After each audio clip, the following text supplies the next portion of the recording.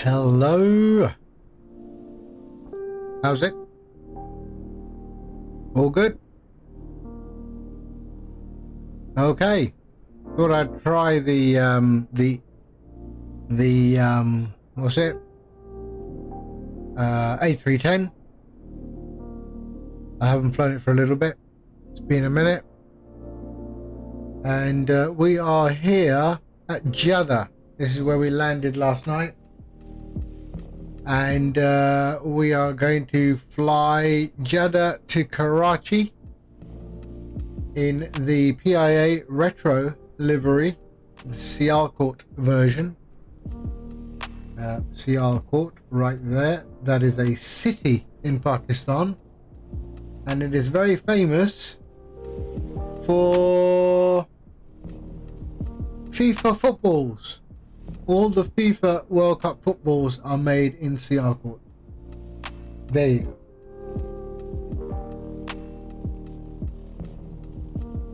Alright. Let's jump into the plane. Shall we? There we go. So, let's see if I remember how to do this.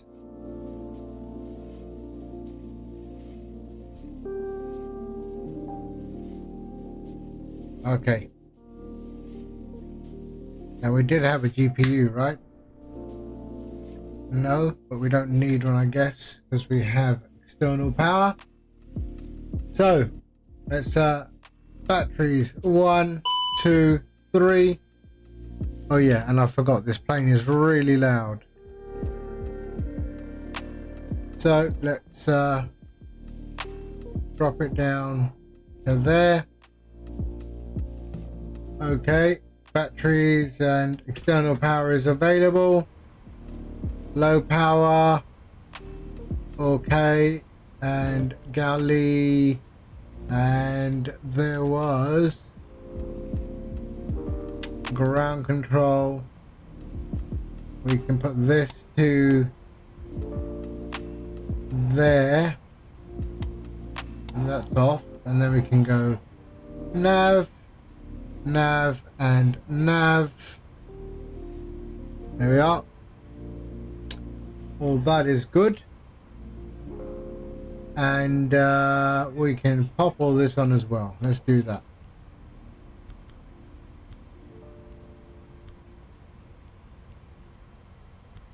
Although typically you would do that when you're about to start the engines, I guess, but okay, that'll do. Nav 1, strobes to auto, and that'll be okay for now. There we are. Okay, let us go to our flight plan, which is here. ACARS and sim brief request, company route uplink done, it's there. Okay, clear. Let's go back to our init page. All right, so let's we are going to, so Jeddah, Karachi, flight ID is PIA 321, and looks like I can hear somebody has scored, I think. We are 75 cost index, and that is okay. Flight level is 370. Let's align IRS.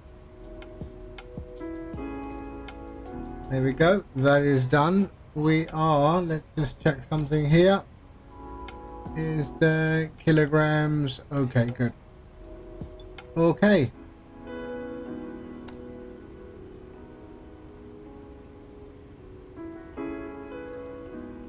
Cruise wind is it? Let's have a look. What is the cruise wind? Did it pick it up? Does it take it from the 37 is 253, no, so 253055. 253055. Let's put that in there and see. Yeah, there we go. All right. Now what? IRS is aligned. Our QNH.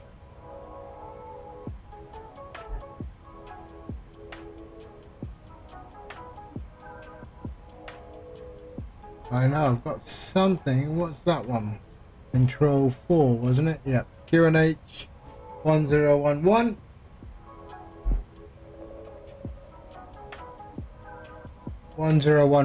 Okay. So we can go up top and we can put auto throttle on, your damper and pitch trim. That should all work. That's it. Okay. And let's go to our aircraft. That's okay. What's that one? I can't remember. That's okay. And that is okay. That is okay. And we can do our payload. So, what is our payload? Let's have a look. 214 passengers. So let's hope that this aircraft is not the updated version, but let's hope it doesn't give us any problems. 5.4. There we are. And our fuel is 20.5.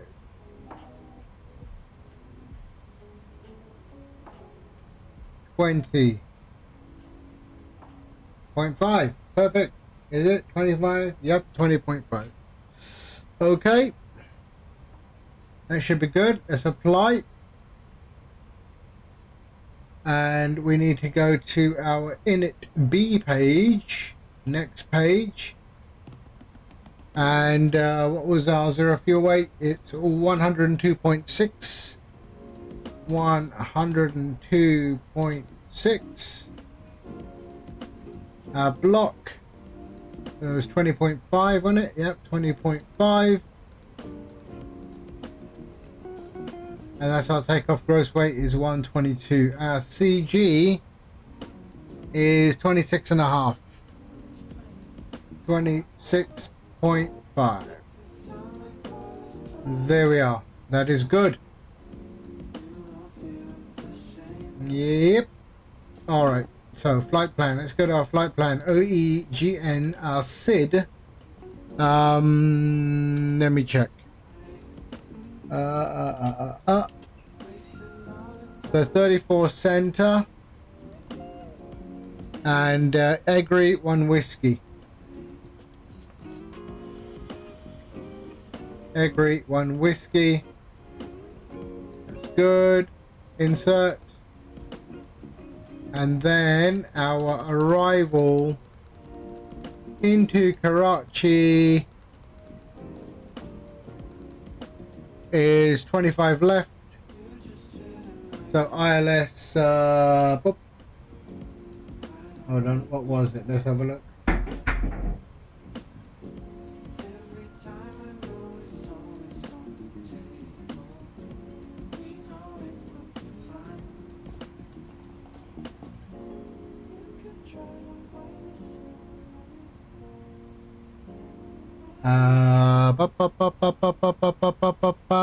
What is it? Lucky 1 Bravo. Lucky 1 Bravo. So our approach was ILS Zulu. ILS Zulu 25 left. ILS Zulu 25 left. Lucky 1 Bravo. And no transition. Here we are, and insert. What if I did a transition? Let's have a look. Shouldn't. No. Who's that? Ah, Orca. Assalamu alaikum. How are you? I hope you're good. We're doing Jeddah to Karachi. Jeddah to Karachi in the PIA livery retro Sial Court. And I thought it also plays a good part because every single FIFA World Cup football is made in Sial Court. Okay? So, yeah.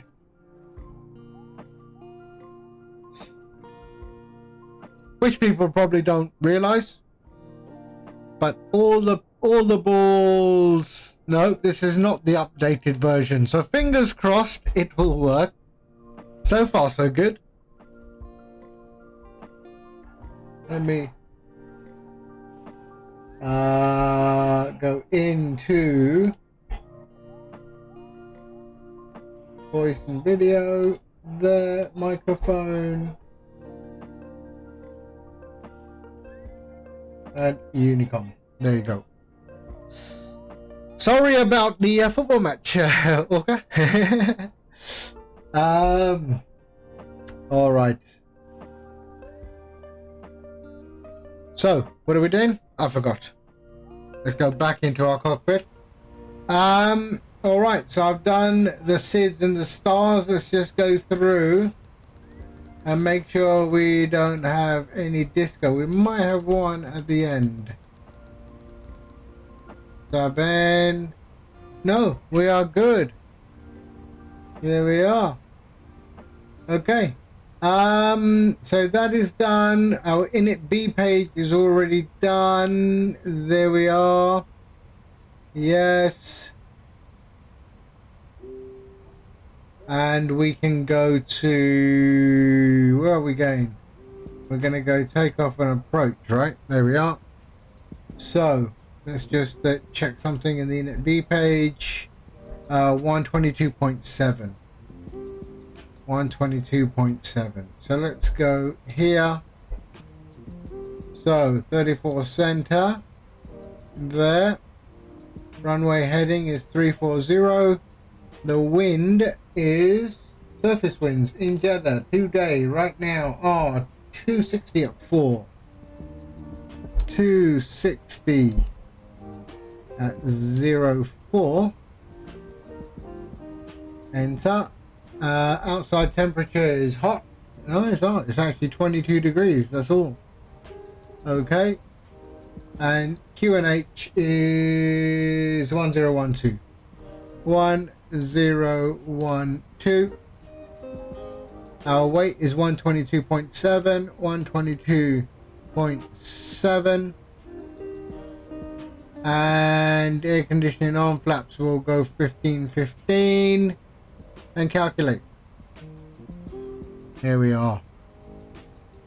Matty J. Hello, sir. How are you?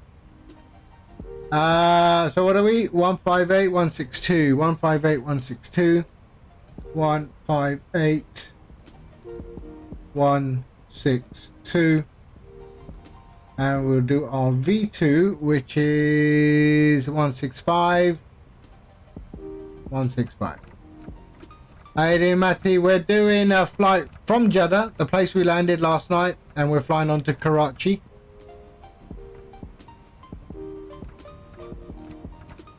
(165). We're flying the A310 today.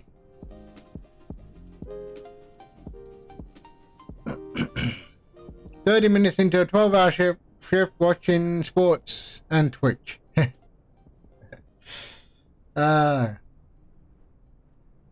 There we are.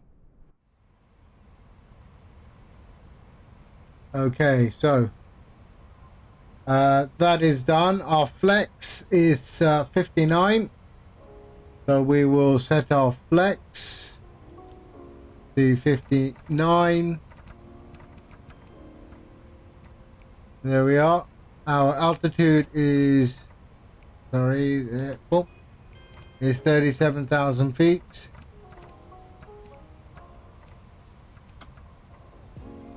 There we are. So FD1 and FD2, that is done. Heading was 340. That is our runway heading, so we'll set that.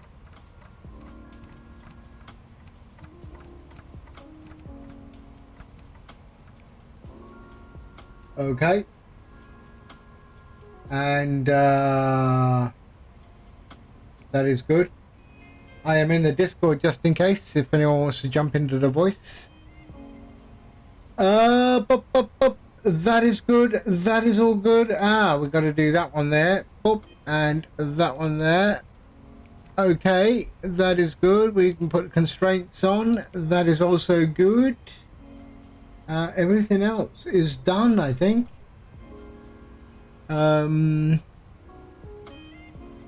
Yeah, it's all done. Solid. All right. Let's go to our flight plan page here, and we can just go to the performance page there. Oh, do we have? And let's have a look at what is our DES forecast. Ah, we can do that later. We'll put it in. Just remind myself. DES forecast. Okay. There we are. Okay, so there, and flight plan go there. Progress is OPKC. And we are good. All right. We are good. We can get out of here. So let's start APU. Everything else is on. External power is on. We can get rid of that in a bit. That is all good. We're on heading there. And yeah, let's switch on our APU. Master switch on. 1, 2, and 3. And start. Okay.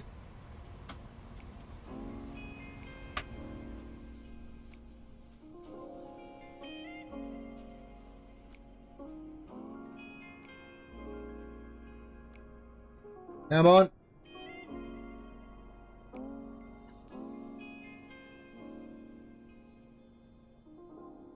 I do like this dirty livery though. I love this this weathering.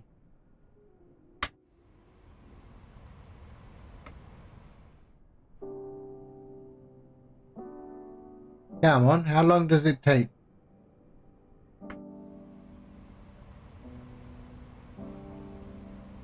APU.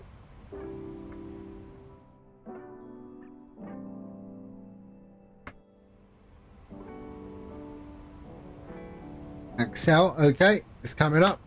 There it comes. Yeah, it makes you look old and weathered.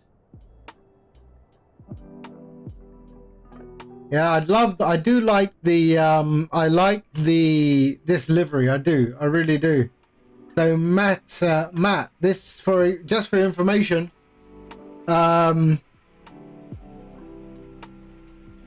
This is a town in Pakistan. Bit of history, okay? Well, not history. It's actually now. This is a town in Pakistan called Sialkot, and it is famous for producing every single FIFA World Cup football for I don't know how long. But even all the FIFA footballs that you see today, they are all made in Sialkot.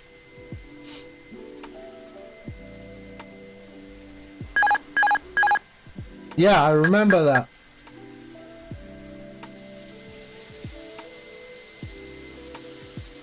But it's nice. It's nice. I like it. Custard, hello, hello. Yeah, a bit too soon, mate. Captain Custard, Shalom, Habibi. How are you?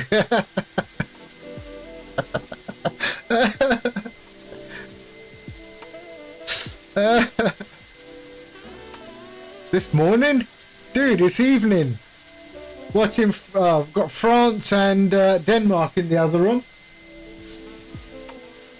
Okay. So let's just jump back into the cockpit again. Okay, APU is running, is it? It is available. Okay, let us start our pushback. So we are taking off the 34 center. 34 center. So we will push back nose to the right. Nose to the right. There we go. GSX. And prepare for pushback. And we'll use Saudi. Let's do Saudi. Let's do Saudi ground crew. Is the 380-300. Okay, we can get rid of. So we got the APU that is available. We can get rid of our ground connection. There we go. Get rid of our GPU. Captain. We are ready for pushback. There we are. And we can switch on our APU bleed. There we are. APU bleed is on.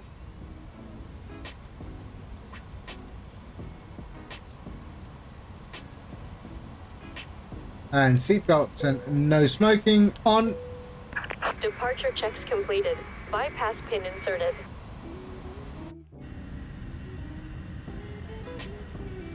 At least in this aircraft, her head doesn't go up into the wheel well. A380. I have flown the A380 so many times. So many times. Nose to the... We're going nose to the right. Nose to the right and tail to the left. Locking gear.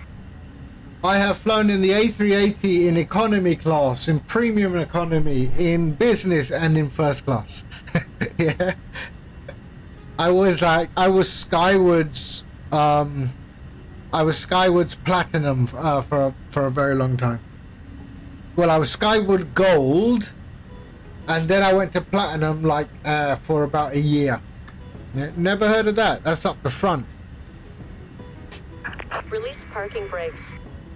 Okay, release parking brake. Commencing push. All engines clear. Start at will. Okay. All engines clear, start at will. So we've got to go like that, and start. 2, open, wait for N to reach, Skywards is EK, yeah. So when I lived in Dubai, I traveled, the only airline I flew was Emirates. So I had taken my family on so many trips using miles. And there we are. So I was there from the beginning of Skywards. That's when I was in Dubai. So I started on blue. Then I had a friend of mine in Emirates who said, we can't have you on blue, and put me onto the silver straight away. And then it was within a short while I was gold, and then I was gold for a few bits for some time. I was platinum for about a year, and now I don't have any of it. Okay, and that is done. Let's go start one.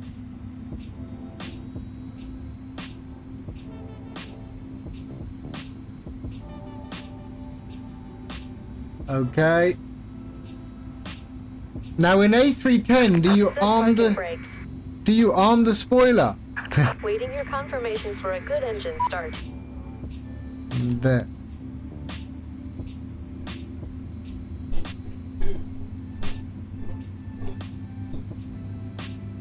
So in the A310, do you arm the spoiler for the takeoff? That is the SID I'm going on, EGREP 1 Whiskey SID.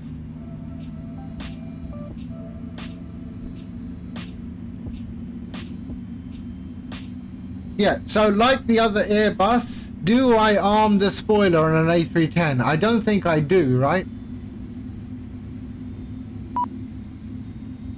Okay, we have good engine start. Can't remember. It's been a minute since I've flown this. Let me just check the takeoff checklist. Confirm good engine start. We have a good engine start. Okay, checklist. Unlocking gear. Okay, approach before start.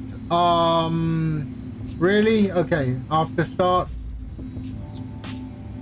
Spoilers armed. Okay. Parking brake is on. So only the spoiler is armed. I don't have to do anything with the brake. Before takeoff, let's check. Ignition pack, cabin, transponder, nothing. Okay. And approach. Tow truck disconnected.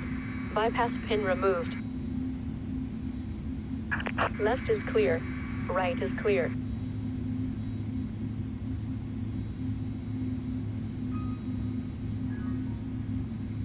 Okay. Okay, hold on. Let me just focus on this one. I can't remember what I'm doing. So let's do arm this the spoilers, as it says. We had a trim thing. We had a trim situation, didn't we? Which was on here. So we have to go 0.8 up. Okay, so 0.8 up. So let's have a look at that. 0.8 up. There. Okay. And yeah, the SOP just said. So I just saw it. Spoilers armed after start. Before takeoff, there is no max brake or anything like that. Cabin secure, transponder set, blah blah blah. Okay, so we can go transponder, and that can go TARA. There we are, and that's good. And where's the clock on this thing? Is that the clock? And we can run. Okay, we are good. Flaps, we can go to 15, flaps, and that is it there.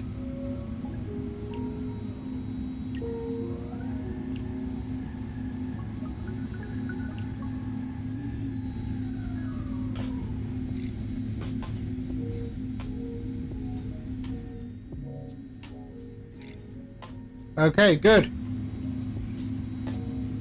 What else? We've got engines, they're already running, so we can switch off the APU. That can go off. And that can go to ignition off. Whoop, there we are. Or we can go, sorry, continuous relight for the takeoff. Okay. And APU bleed can go off. And we can go taxi lights on. Beacons should have come on earlier. No, we don't need those right here. We can put those on. There we are. And we can taxi.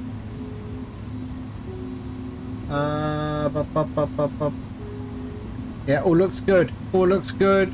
Flex is good. Engine sounds stable. And let's release the parking brake. And start taxi runway 34 center.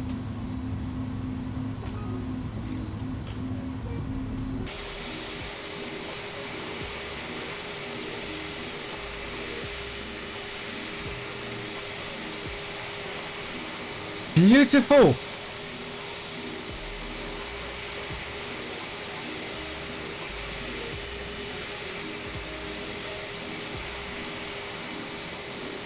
It is a lovely plane.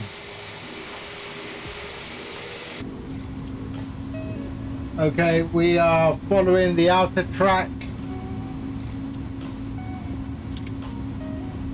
Minimum power.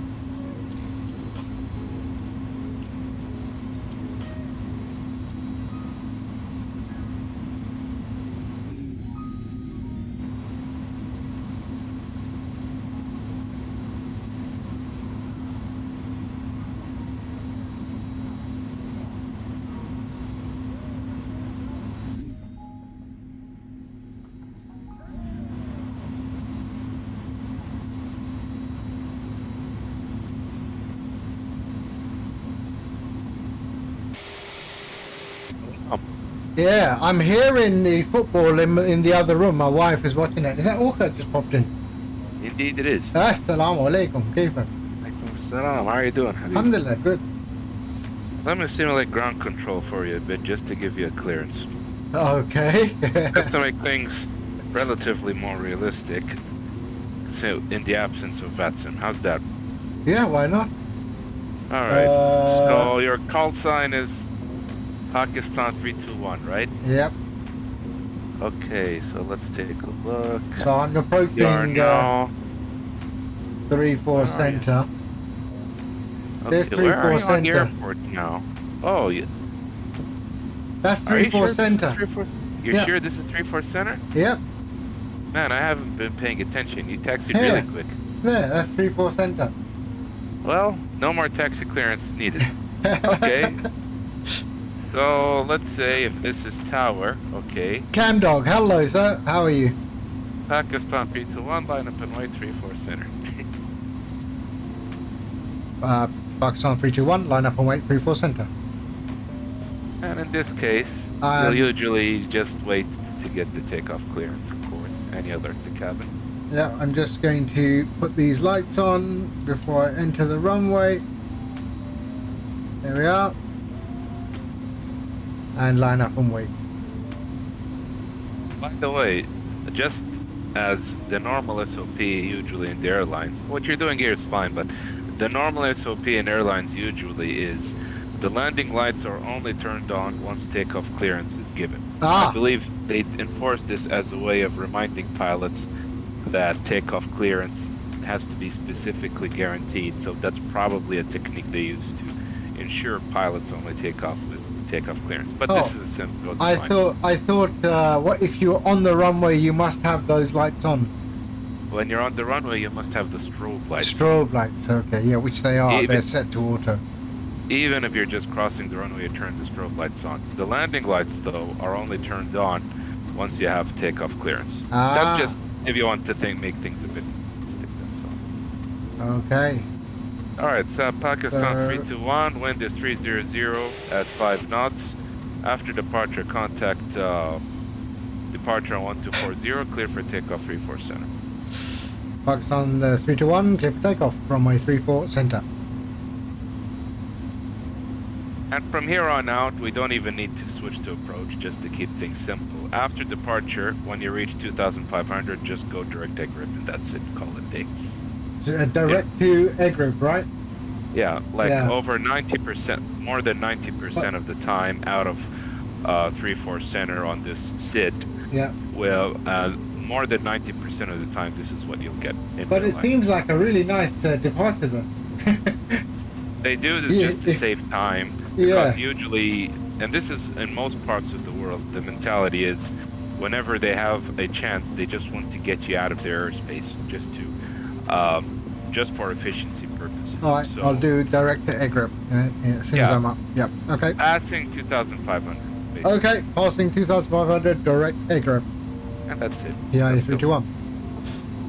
Okay, we hit this toga button and let it do its thing. There we go.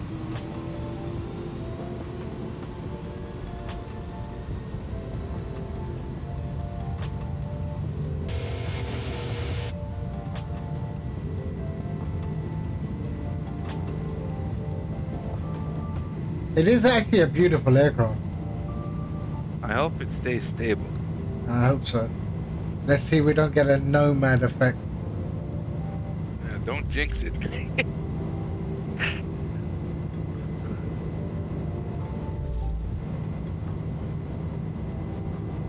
That's a really nice scenery, I have to admit. And rotate.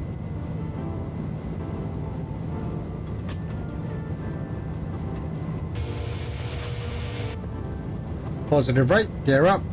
Gear up. Yeah, they modeled the Hajj terminal nicely. Yep, there it is. That's what I remember. It looks much better than the default.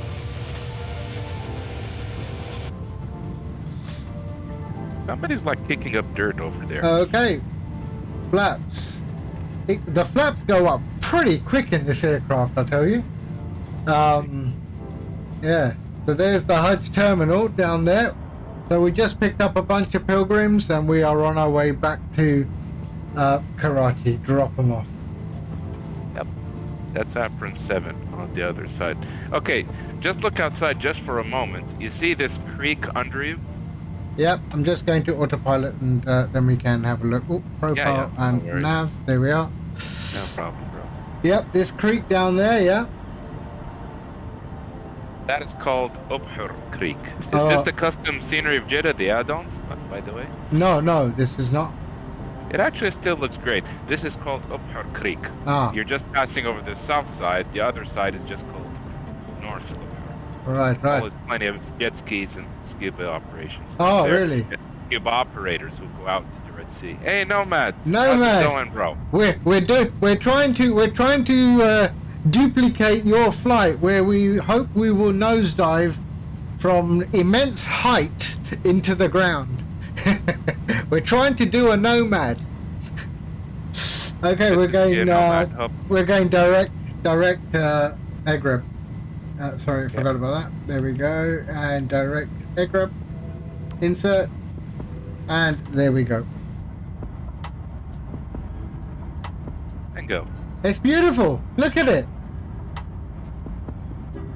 Hope you're doing well, Nomad. Hope you're having a good day. Don't do funky stuff with the MacDo. You mean like use it? Yeah. Well, I think he entered the secondary flight plan page on the McDo, and I think that's what broke the plane. I think that's what happened. Ah, It's not supposed to happen, but it looks like this. Oh, code this. in the plane is still kind of young. there's Racer on the ground in the back there. I didn't realize he was going to join us. We are off to Karachi. We are off to Karachi. We have some people who are doing some Umrah, and we're taking them back. Okay, we Sure. can put the ignition to normal. They'll keep And, pestering the flight attendants for updates about the World Cup matches. Yeah. Which way is Mecca? Which way is Mecca? You know? Put it back. Yeah, exactly. I never understood it. I thought niyat is more important, right? You know, the niyat, the intention. The general guideline, as far as I know, which I'm not an expert about by any means, is it's usually just you do your best effort. Yeah, that's But it. if you do have some form of RNAV equipment, which obviously in an airliner is the FMS, Yeah. you can actually reference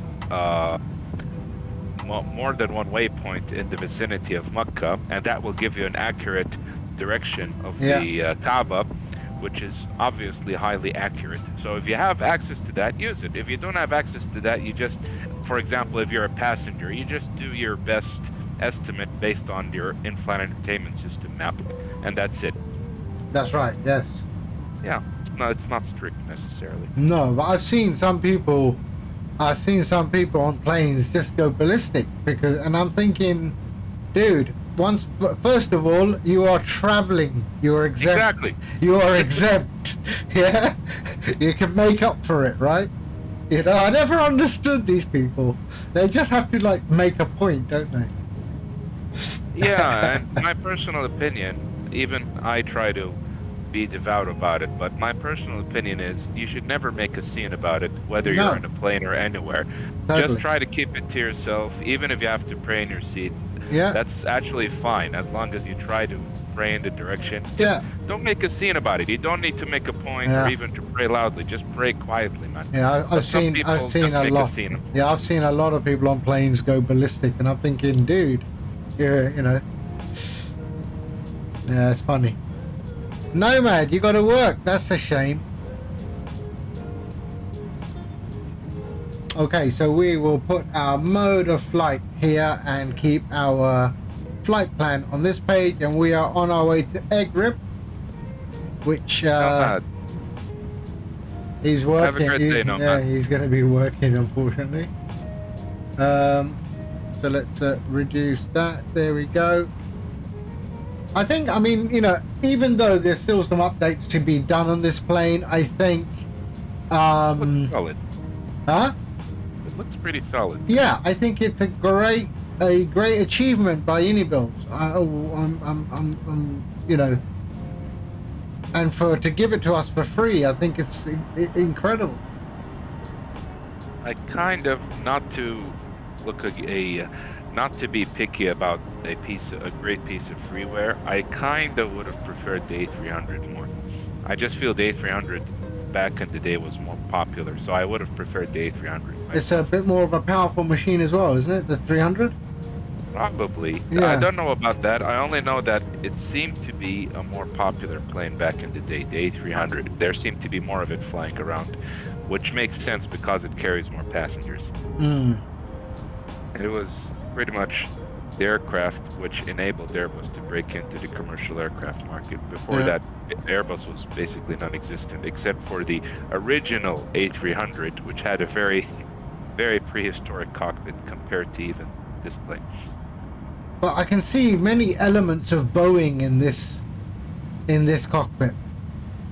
Yeah, it's still an old Airbus, Yeah. you know, with the steam gauges, and the layout is pretty much a copy of the 767 style. Yeah, It's probably. very Yes. similar, you know, it's a half glass cockpit, we could say.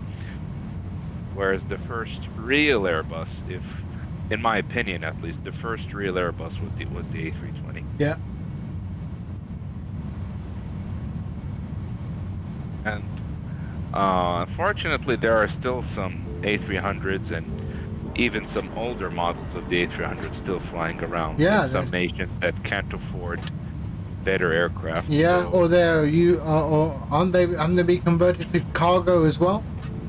Yeah, like for example, speaking of cargo, if I'm not mistaken, FedEx still operate a Yeah. bunch of A300 freighters. Some of them are relatively young even. Yeah, I have the FedEx livery as well.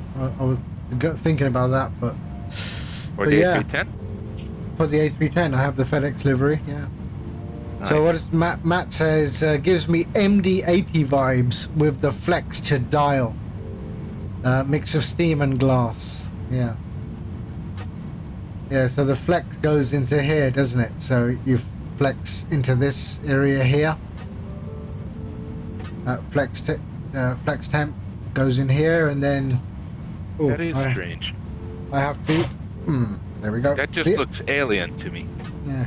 The only thing is that so when you hit the toga button, the throttle moves forward, right? But my physical throttle doesn't, so I've got to move that forward. Yeah, it's not motorized. That's why. Yeah. I think I should build something with some servos and things and see if I can get it to move. That'd be cool. Yeah. What throttle do you have? The Thrustmaster Airbus one? I have the Thrustmaster TWCS. Oh, the Airbus one, right? No, it's not the Airbus one. It's the more generic, the generic one. Oh, okay. Yeah, okay. I've already heavily modified it already. Anyway.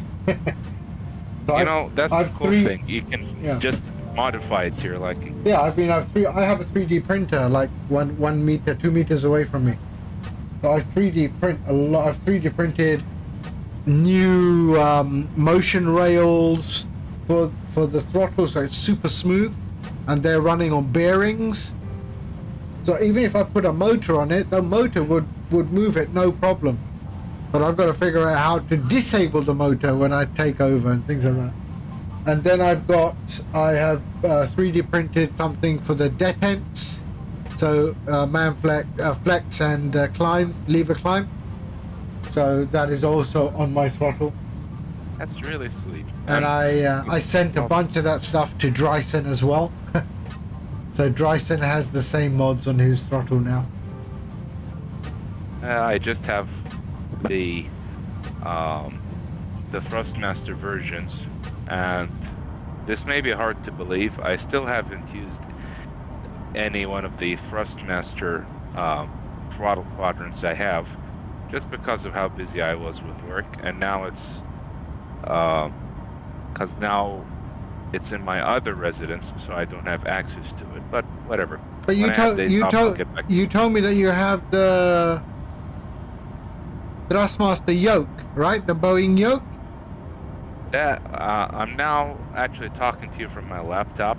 Ah, My desktop PC, as well as all my flight sim peripherals, are in my other house. yeah, but I'm saying you have the Thrustmaster Boeing yoke, right? Yep. Ah, yeah, the same one that Nomad has. Yep. Yeah, It's kind of sad that I didn't have time to actually use it all. I was only using it with the older CH yoke and a basic throttle quadrant that I have, and all of this was because I was very busy with line training. And now Yeah. I'm back at my base, so I'm in one place, and my desktop PC and my flight sim peripherals are in another city. yeah. But that's pilot life, I guess. That's just the price we pay for it. Now, I still have. You remember the Microsoft Force Feedback 2? I actually have it somewhere. Yeah, It's in I my have- back I- home. I have one in, yeah, it's up in the attic right now. It's up in the roof. And then I have a Logitech 3D Pro. And then I have the Logitech 3D Pro feedback, force feedback. And I'm just waiting for the force feedback to come. As soon as that comes, I'm changing my joysticks. I will upgrade. I will buy some Hall sensors, and because they run on potentiometers, I don't like that. So I'll rip out the potentiometers and I'll put Hall sensors in all the other joysticks, so that it's all magnetically coupled. So the slightest movement. So this joystick, this one that I use right now, uses Hall sensor, which is magnetically coupled. So the slightest movement I make on the joystick is translated.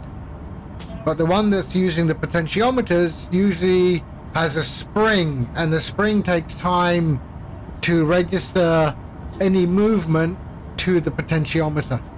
Yeah, so that's why I didn't like it, because, you know, as you're coming in for landing, you want the accuracy, you know, to chase that glide slope.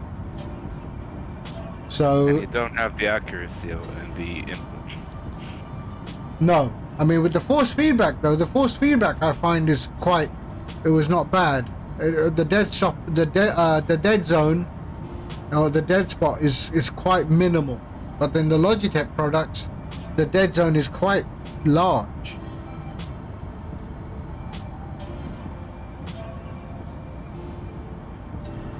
Now, I used to have that force feedback too, and it was a long time ago, I think, with Flight Sim 2002, and Yeah. not sure if it still works anymore, if I even tried. No, it doesn't work in this sim. Ouch. Yeah, they've apparently, no force feedback for the time being.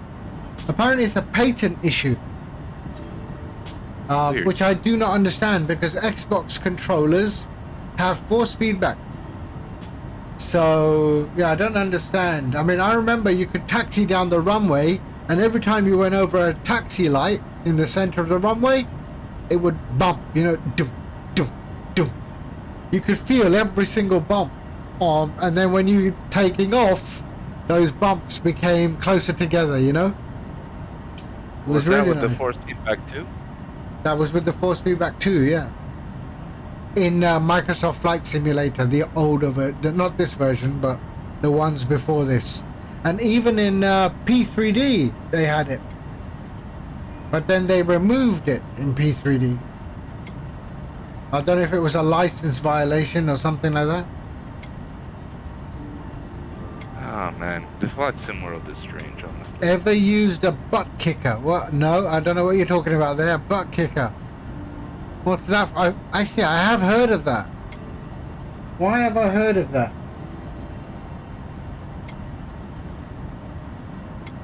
Oh, yeah. I have heard of this. Sim racing immersion. A butt kicker. Let me have a look. What is this?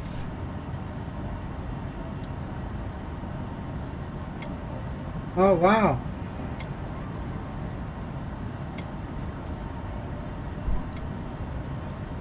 There's some sort of motor. Butt kicker haptic.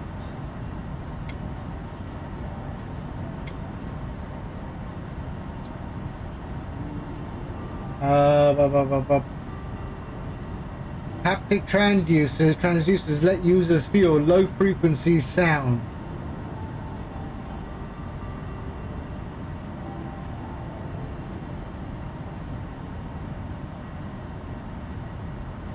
How much are they?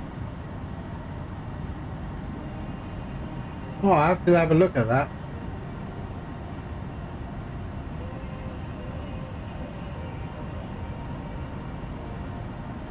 Gaming. No, let's see, how much is it? Game Plus has got to be the highest one. 279. Nah, that's okay. I'll pretend I'll go down the runway like this. As I'm taxiing down the runway, I'll just do that, and it's as if I am feeling all the force feedback. There we go. Make your own custom, like, device. Yeah, I would like a full motion. I would love it, but yeah, exactly, Matt. Exactly. Yeah, I wouldn't mind a full motion. Is Racer up in the air? Let's have a look. Oh, he is. There's Racer. He's behind me.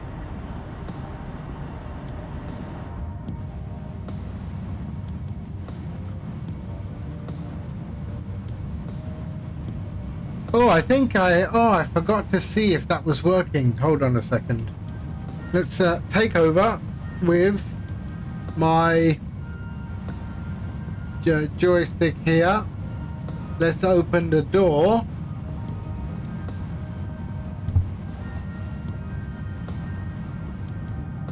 And Nice, we have a cabin. visit the cabin. Now this cabin only materializes only when you open that door. Yeah. Oh, what do you mean? For the frame rates. Oh no, it's there all the time. It's there all the time. Ah. Oi, oi, Sabaloy! How you doing, Shaggy? No, so I have something, an add-on, but I think it only works on the ground. So it shows a video. So it's a shame I didn't get to show it off on the ground. So when we land in Karachi, we'll remind me and we'll go in and see the video. And when you go up in the air, it then shows you all of the information. What do you mean Sim Toolkit is broken? I'm running Sim Toolkit.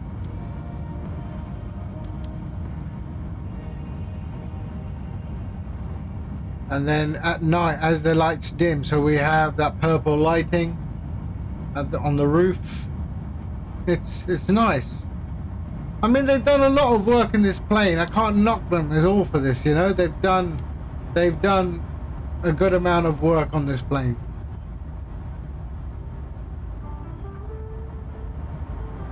Pretty sure the PIA 310s used to visit Jeddah frequently. Yeah, all the time. Yes. Now it's all 777s. Okay, that seems we're banking, are we? Hold on a second. Yeah, we're banking. All right. I said we're going forward, but the scenery is going the other way. Yeah. Oh yeah, it's the IFE. So I have a video that plays while it's on the ground, and it's a video of 40 years of Microsoft Flight Sim. Nice. It's an add-on. And there's only 2 toilets in this aircraft, by the way. One there, that's the one, and then the other one is up by the pilot. That can't be, and I do remember having like little small business class like this, because I used to fly in this section all the time. You know, Pakistan, it's about who you know, not what you know. Yeah. That was on PIA? Yeah, on PIA when I was working in Pakistan. Yeah. On the 310. On 310s. Yeah. Nice. Yeah, and one of the aircraft safety videos, we were flying and they were taking the video of the safety video while we were all in the aircraft. So I appeared, my MD appeared, a much younger me, in the and you know, sipping apple juice while sitting in business class. You know, it was like that. You know, status symbol flying PIA type thing. You know, the usual thing.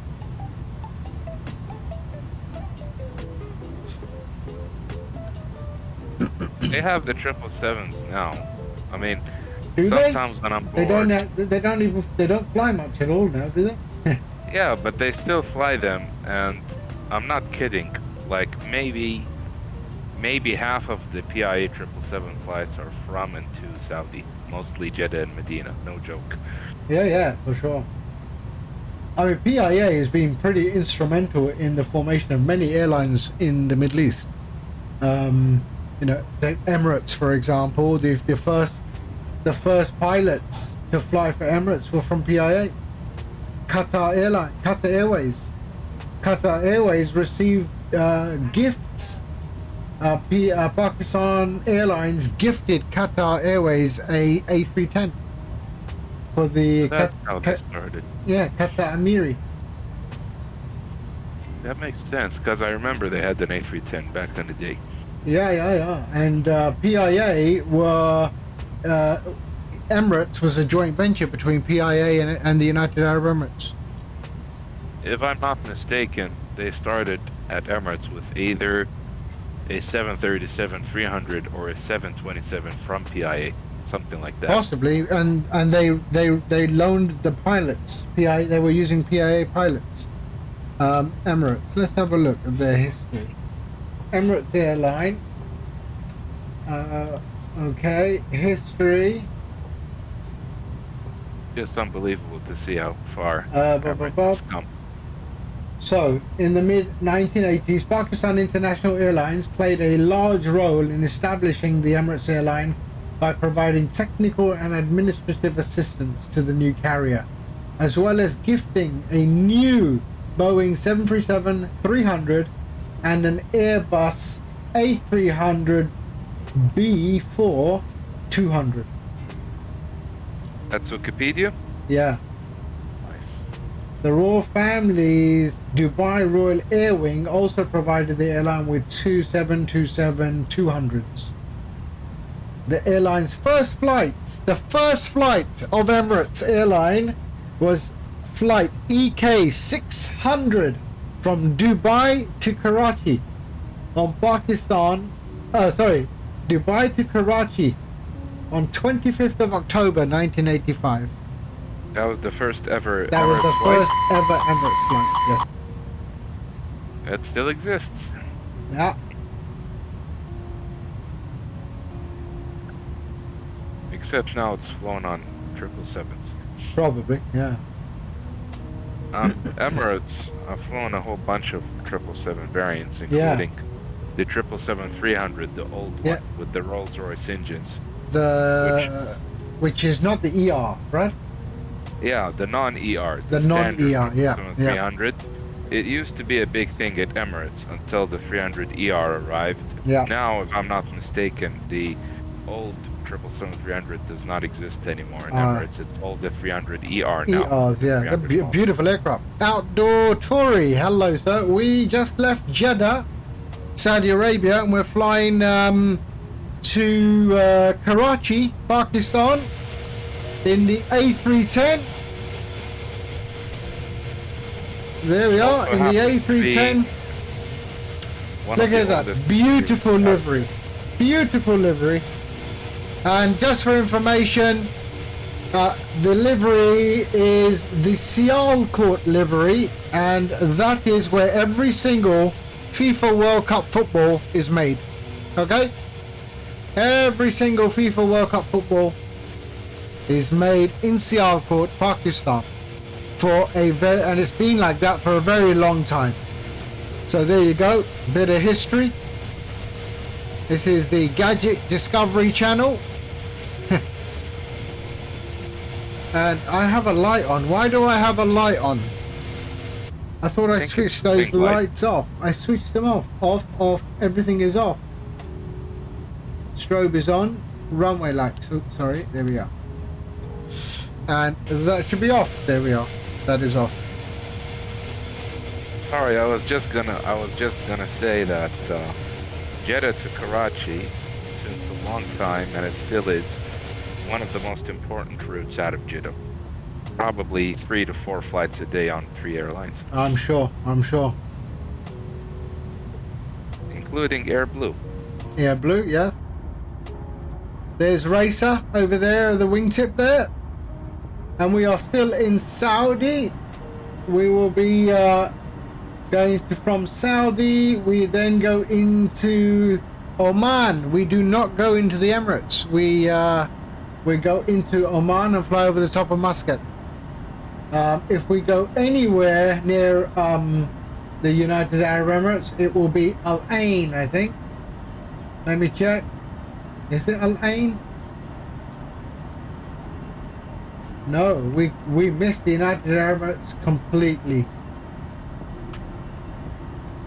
No, we don't even go to Al Ain. So we're gonna fly over the top of Muscat, and then cross the Gulf of Oman and down to Karachi. Good FIR handles so many flights to the Indian subcontinent going to and from Jeddah every day. Who does? Like so many flights going to and between Jeddah yeah. and the Indian subcontinent flight Yeah. route. Yeah, Muscat FIR every day. Because it's technically a shortcut without needing to pass through UAE control. Yeah. And we will be landing in Karachi at just after dusk. Although we might just move the clock back a little bit so we can see some of the scenery going into Pakistan.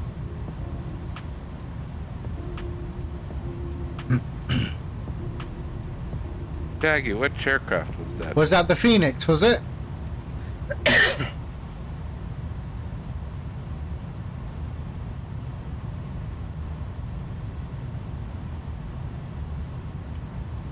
the Phoenix, right? Yeah. Fly by wire? Phoenix? Default? Okay.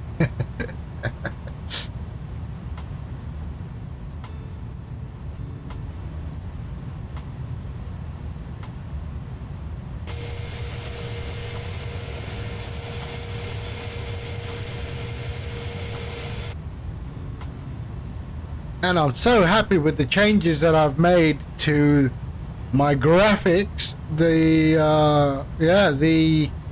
FPS and the smoothness. I think I've removed pretty much all the stutter. It really is nice now. There's definitely something to do with my G-Sync monitors.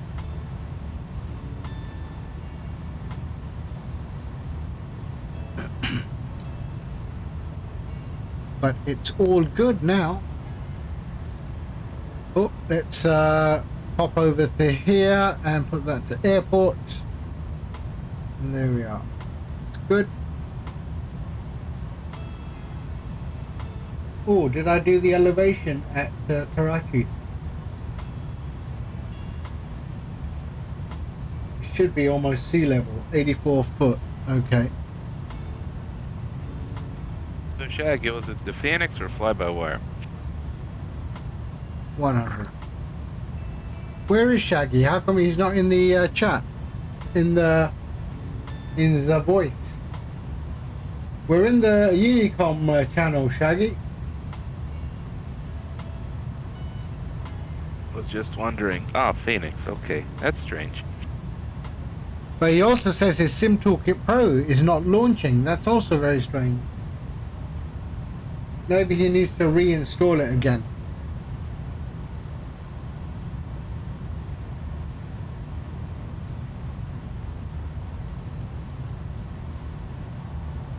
Don't think I've dashboarded since this update. What is dashboarded? Is that what you call CTD and Xbox? Evening. Good evening. How are you doing? I'm good. Just doing a short flight. So what? Sim Toolkit Pro is not opening or what? No, because what happened, it said to delete something, which I did, because I've just got it just flashed up on the screen while I was trying to open it, and it said I had to delete some airport data, so I deleted that. Oh, I think Chewy had that same problem. Yeah. So then it wouldn't open. All it kept doing was just coming up with all these words in the middle of the screen. Okay, so hold then on. I thought, well, what I'm going to do? I'll send you the fix.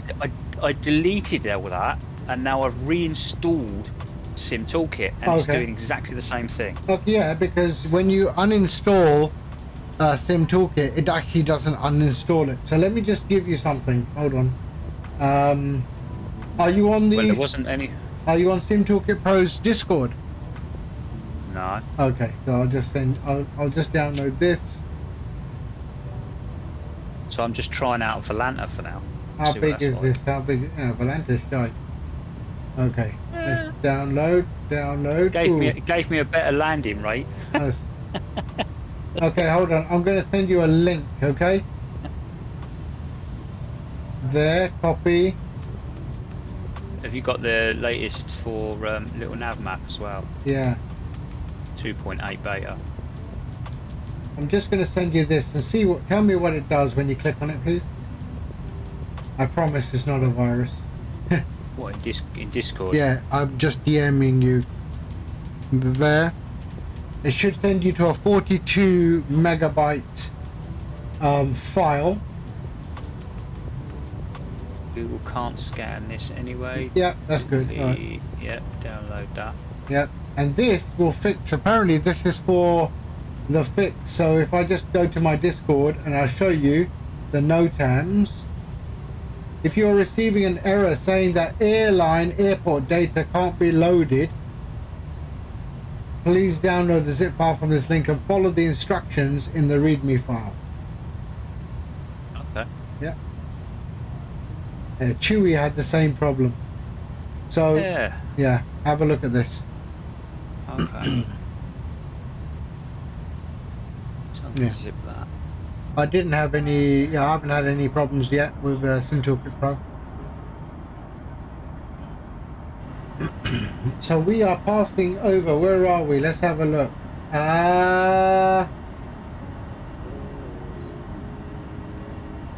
We are passing over Afif. So we are passing over Afif, which is there. Pretty much barren landscape. Oh, there's nothing in this area? No, mostly nothing. There's a house. There's a little town, a little village. Yeah. Yep. These are all Bedouins then. Yep. Yeah. It's not a populated area. I think it's north of Wadi Dawasa. Yeah, it should be north of Wadi Dawasa, which is more south. Yeah, definitely way north of it. Yeah. You're Yeah, gonna be passing south of an area Wadi called- Dawasa. Yep. Yeah. Sorry, I was just gonna say you were gonna pass south of Dawadmi, which is a small city in its own. Yeah, there Right. it is. There it is. Yeah, that one there. That's Riyadh. That's Dawadmi exactly. Yeah. Nope, it's still trying to load it.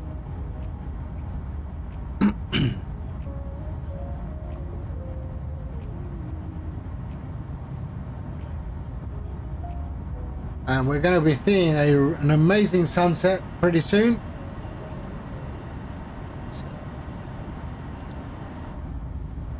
I think the sunset will be in Muscat airspace. Yeah, it will be in Muscat airspace. I see it coming in.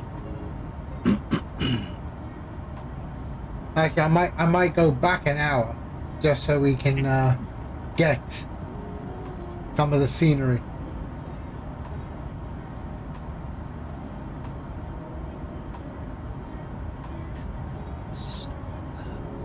But there's one thing unrealistic, Go on. sadly. In this sim, you're not going to get any big birds in Pakistan. Oh yeah, those are vultures. Yeah, you They don't are- get them in the sim. They are huge. Yeah, there's so many in Karachi. And the rest of the country. Yeah, but yeah, they are. I don't know what type of birds they are, but they are just massive. And so my father-in-law, he used to you know sadka, right? It's in Pakistan, right? Yeah, but you know what sadka is, right? No. When you offer like money to charity and things like Oh, this. sadaqah. Yes, sadaqah. Okay, sadaqah. We say sadaqah. So he always said that, he's never sure of who to give the money to, right? Because these days, it's just that thing. So what he would do, he would go and buy meat and he would put it on the roof, yeah? And the birds would just come down and take the meat, right? And for him, he always felt that, the birds need that food, right? And so that's how he used to. So he used to pray and then do that. Rather than, you give money to the charity and they're putting in their pocket, It reminds me, that's something I do something similar with the cats in our neighborhood. So let's say I finished off eating a bunch of grilled chicken and I have a bunch of leftover skin and bones from grilled chicken. So what I do, I mean, maybe somebody could correct me, is this appropriate or not, but I do it anyway. So I take the leftovers, which are the bones and skin from the grilled chicken. Yep. And on the side, I open a can or two of tuna, preferably tuna in water, not tuna in oil. Yeah. So preferably tuna in water. Open the can, remove the lid. Yep. And then I give that to the cats in our neighborhood. And then out of nowhere, you see a minimum of 10 cats. Yeah, then you see 10. Yeah, exactly. So, yeah, I don't do that. My cats love tuna out of the tin. Even you see some of these homeless people.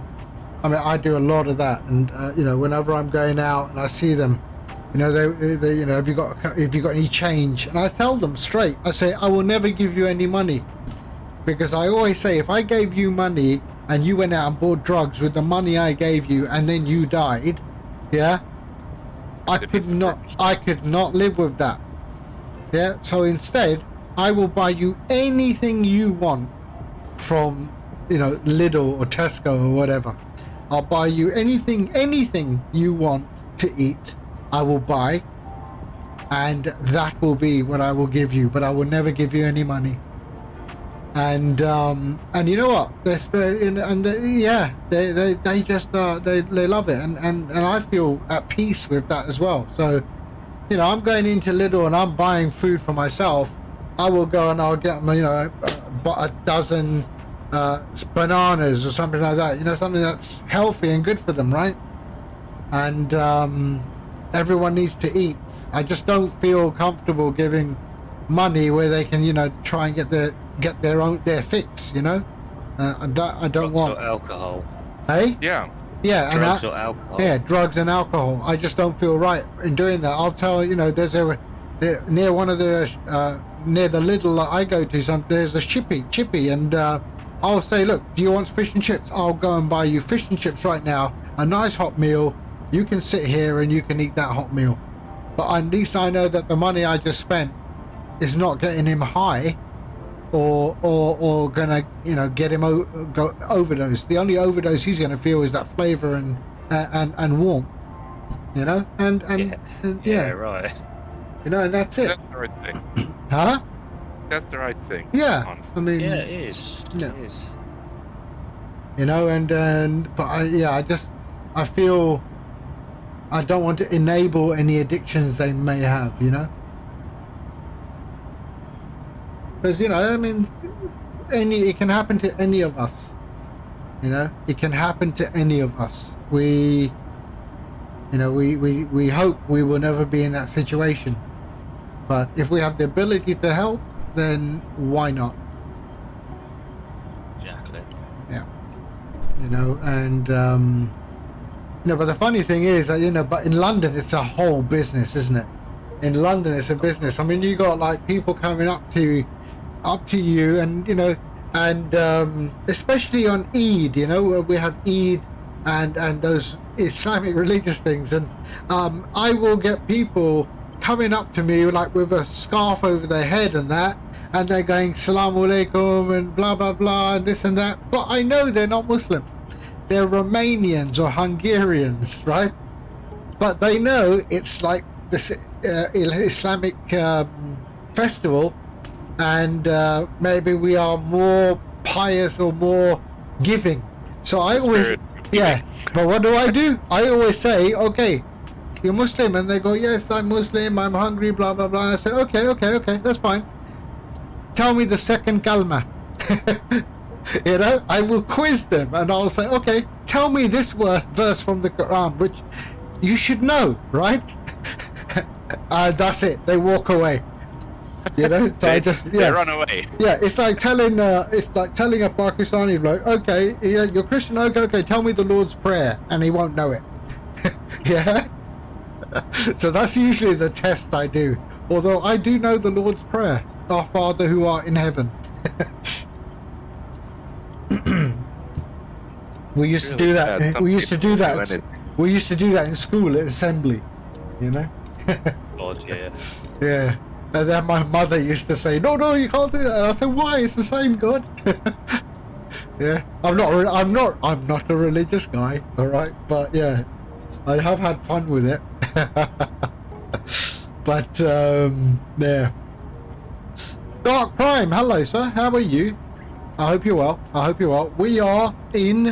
We're just jesting about various things on the in the voice channel. We got Oman Shaggy and Orca in the voice channel as well.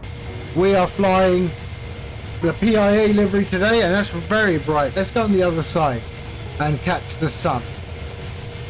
And my sim is so smooth so far, touch wood.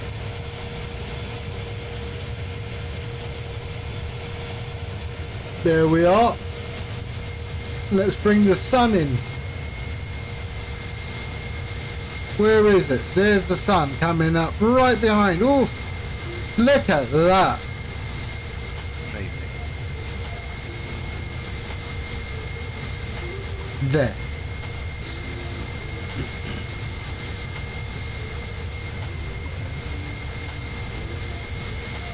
And yeah, we are on our way to Karachi. We left Jeddah, and we are taking a PIA flight, which is a very common flight from Jeddah every day pretty much, and heading to Karachi, Pakistan. And I'm doing a night flight to Basel. Basel. Yeah. Basel. Isn't that in Switzerland or something? Yeah. Yeah, that's it. What's the what's the archaea code? Boom boom. Is it boom boom? The archaea. What is it? LS LFSB. LF. Yep. That's France. It's Basel. Basel is in France or in Switzerland? The airport is shared between both countries. It's almost on the border, isn't Oh, it? is it? Oh, right. Okay. Wow, I did not know that. Because I haven't gone. There you go, Matt. Another piece of useless information for you. Because I haven't gone towards Luxembourg to get to it. I've gone round the bottom of Paris to get to it. Ah.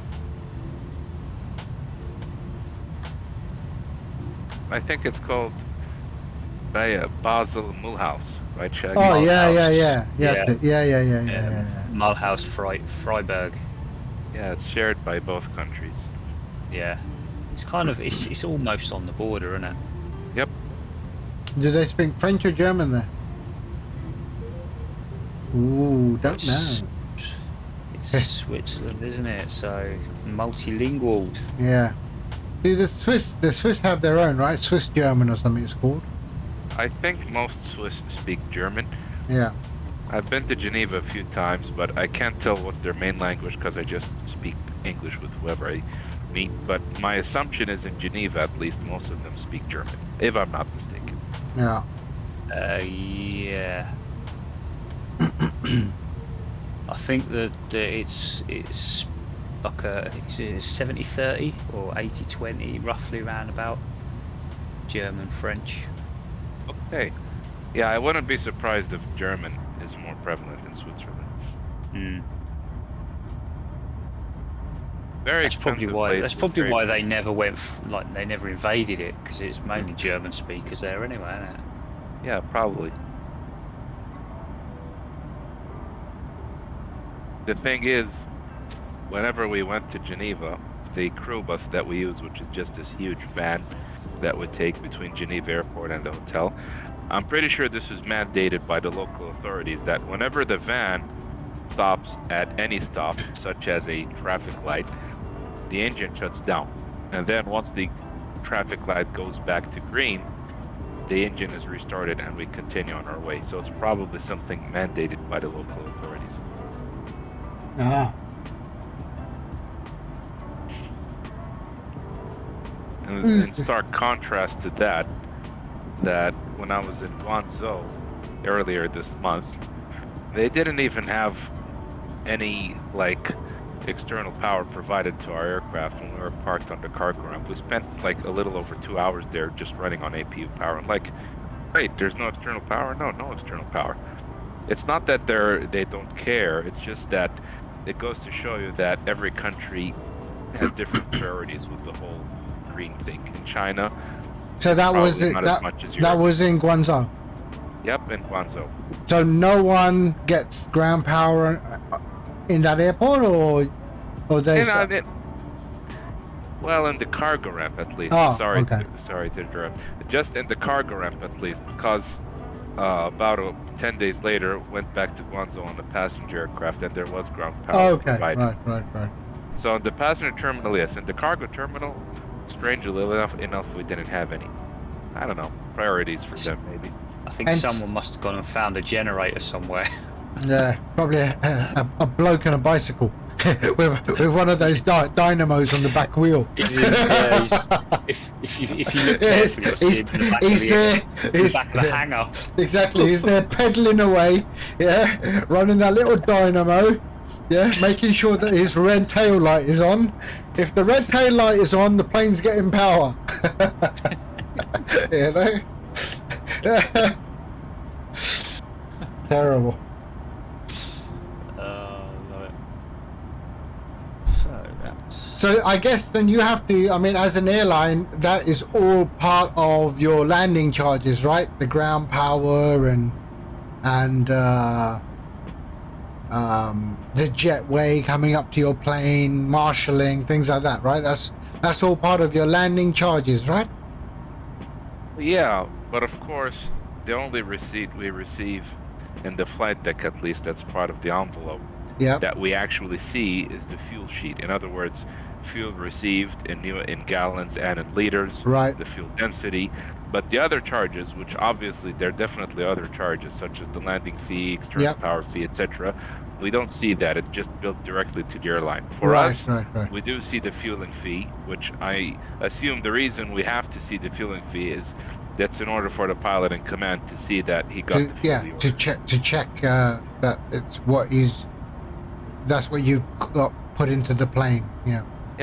But the other fees, they exist, but we don't see them. They just Yeah. built directly. So then what? You have to pull out your credit card, or the captain pulls out the credit card for the fuel?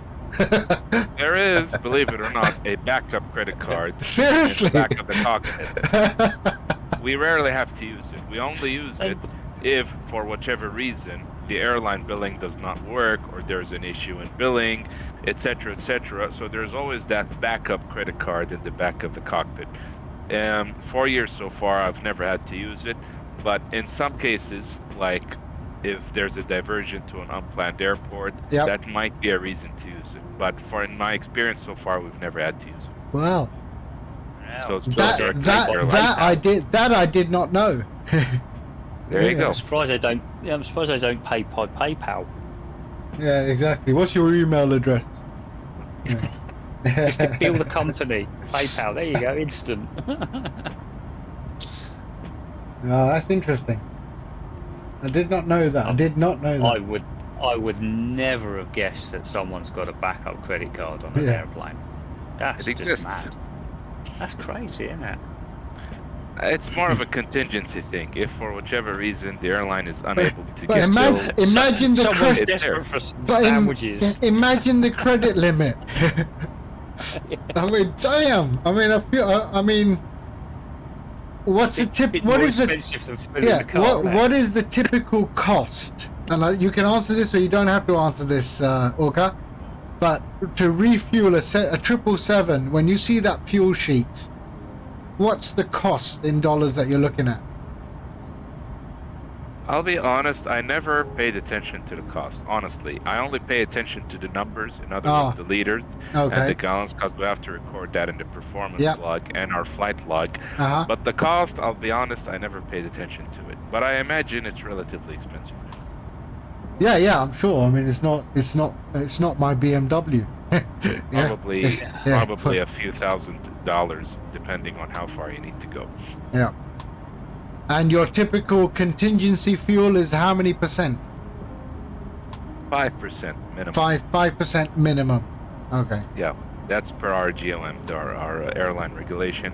Is always a 5% minimum of our plant fuel. Right. And 5% will give you how much in the air? I mean, it Th- depends on how much 30 total minutes? fuel. But yeah, typically it's about 30 minutes. Right. That's not too bad, I suppose. That's not. You can get quite far in 30 minutes in a plane, can't you? Really? Yeah, I mean, they're generally 200 speaking, miles. no pilot should ever wait too long for a diversion if a diversion is the most likely scenario. Because there have been cases, one case including, actually 2 cases in India, both involving 737s, where they landed pretty much on fumes. There was Wow. one case where a SpiceJet aircraft diverted from Delhi to another airport. I think the other airport was Ahmedabad, somewhere Oh, okay. like south of Delhi. Yep. And then it was just basically a case of Murphy's Law, where the worst case scenario happened. They had an Air India 320 ahead of them, which skidded off the runway and damaged some stuff on the runway, I believe. Long story short, the runway closed, so they Yep. had to go around and go back to Delhi. By the time they landed in Delhi, they had about 200 kilograms left in the plane. Oof. Bloody hell. So, to put it bluntly, they could not have executed a go-around. Their only choice was to touch down. Yep. Fuel is no joke. Wow. You think they'd carry a couple of jerry cans or something in the back? You know? Man, why is every ramp bloody small? That's ridiculous. In where? Which Don't- airport? Basel, man, don't they fly big planes in Basel? So you should Oh, It's right. European. They're frugal, mate. It's Italy. But actually, in the Jeddah scenery that I have, there's not many heavy gates in that Jeddah airport.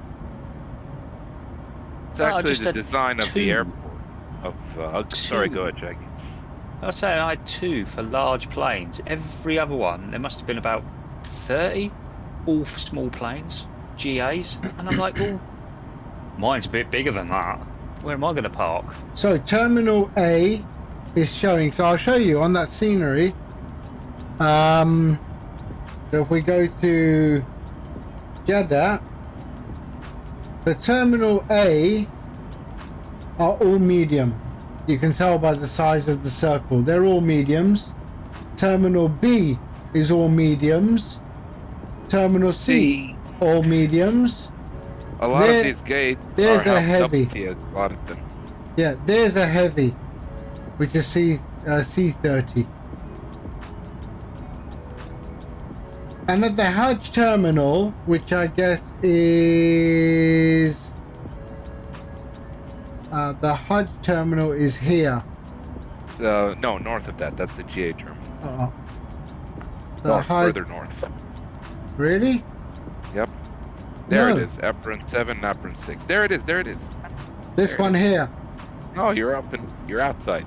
Yeah, there it is. Yeah. Yeah, there it is. Where the mice counter is. Yes. East and west. That's apron 6 on the east and apron 7 on the west. So there are no gates. These are just ramps, correct? There are actually some gates on apron 6 on the east side. Okay. Very old gates. Very, very old. Right. And sorry, I didn't mean to interrupt earlier. I was just saying further that on some of the like A or C gates in the new terminal, they're only labeled small because that's how Double T labeled them. But in reality, a lot of those gates can accommodate Codeco aircraft heavies. Okay, right. The A310 is a heavy, right? Yes, sir. Yeah. Let's have a look at the sun dropping. Is the sun dropping? There we go. Where is the sun? Let's have a look.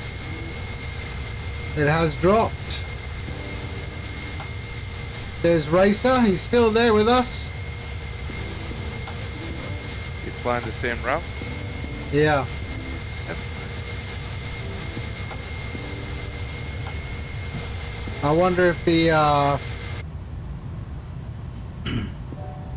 so let's do a bit of lighting here. So if I remember how to where that light switch was, it was, So we can see our cup of chai. where is the damn lights? Hold on a second. Man, it's dark. It is. Oxygen. You need a flashlight. Lights. Let's see. Emergency standby compass. Master. Oh, here we go. I know where they are. I remember now. There. Can't even see the runway. This is pitch black. And then I have panel lights, which are that one there. And then I have this one. And then I have, no, that's the brightness of the,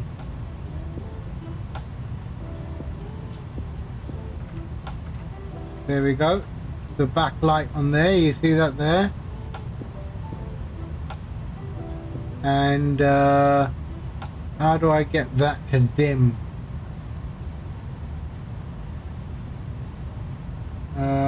Do we have something down here? Loudspeaker, console, flood. No.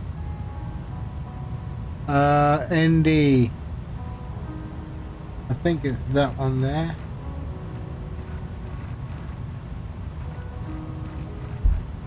That's that one. Ah, maybe it's the primary flat display. There we go. Okay. And then we should have, yeah, that's the only thing we have here. We've got reading light. We can put that on.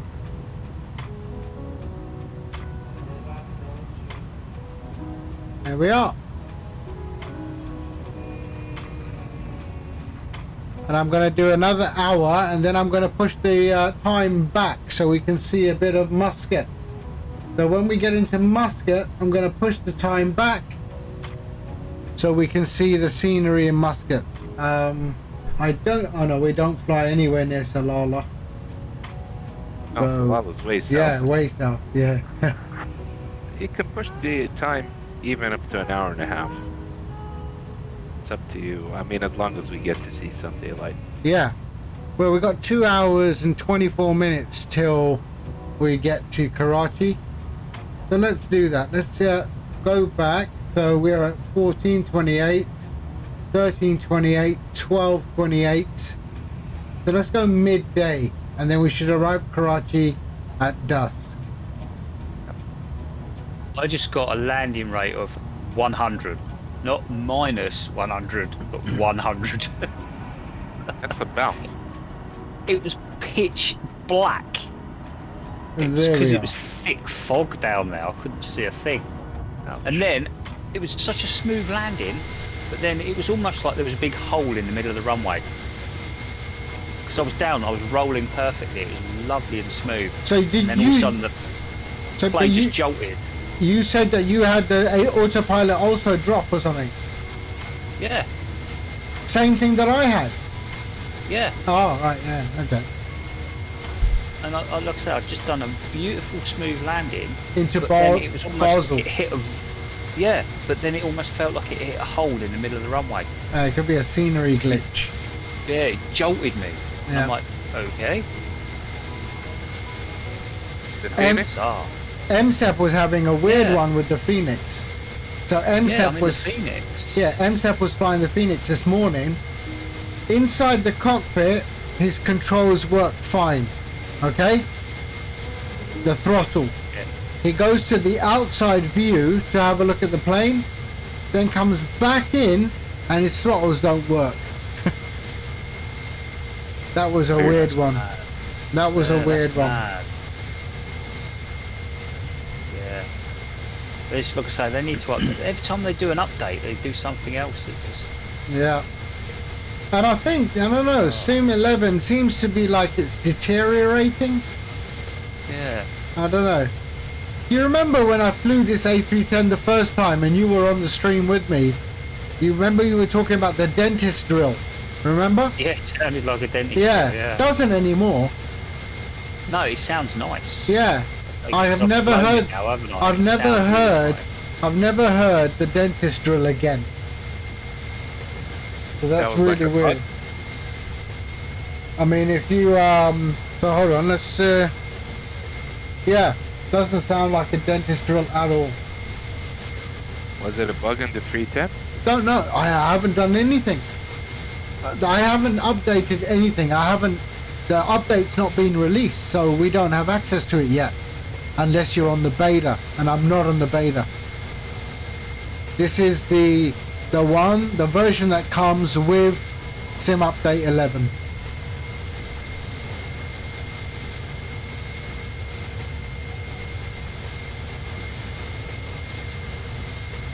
Let's see where we are now. Okay, hold on. Let me just.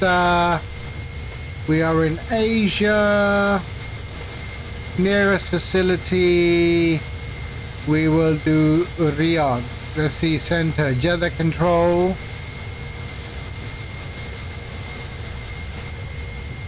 There we are. And we are.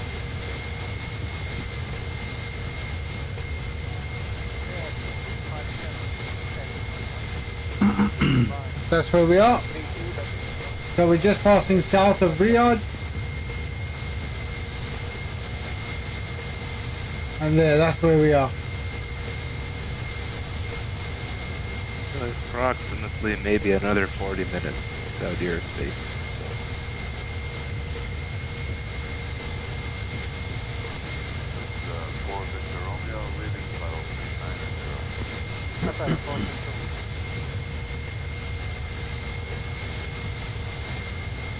So I was looking at Delhi on Flight Radar 24 earlier in the day. Yeah. And I know this is not surprising, but it's still amusing all the same. They have an immense amount of A320 family aircraft flying in and out of there during the busy hours. Like at least 4, maybe 3 or 4 aircraft holding short of the runway at any given time. It's crazy busy over there. And the funny thing is, their economy, or so it seems, it can sustain all of these domestic flights. A lot of them are domestic flights on Neo aircraft. And it's kind of fascinating because it's good to see the flying coming back, at least in the Indian subcontinent. So it's still nice to see. And that's the same thing I saw earlier in the month when I had a flight to Delhi. There's just so many A320 family aircraft flying in and out of there, among the heavies. Yeah. The racer is saying he had problems catching the glide slope and the localizer in the 310 in the first week, but yeah, I think it's a different. You just have to get used to it, and now I pretty much am used to this.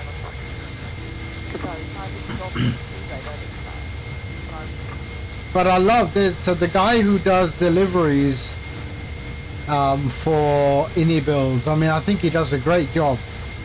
It's a guy called Al Ayubi. Al Ayubi, he does these liveries for INI build, and he does an incredible job.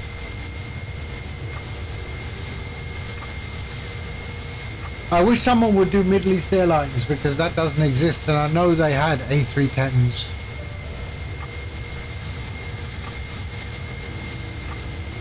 Now that and the older livery, that would look really nice. Yeah.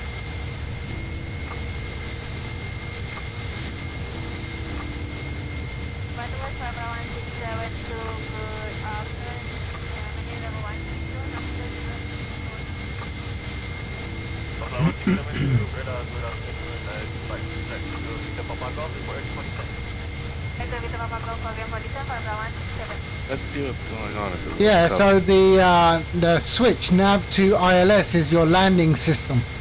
So the ILS is basically what we now know as LS, which is landing system.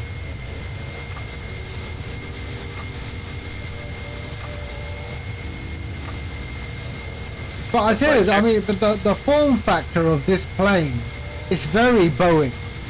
If you Yep. put, I mean, remove the wing fences and put sharklets on, you've got a Boeing.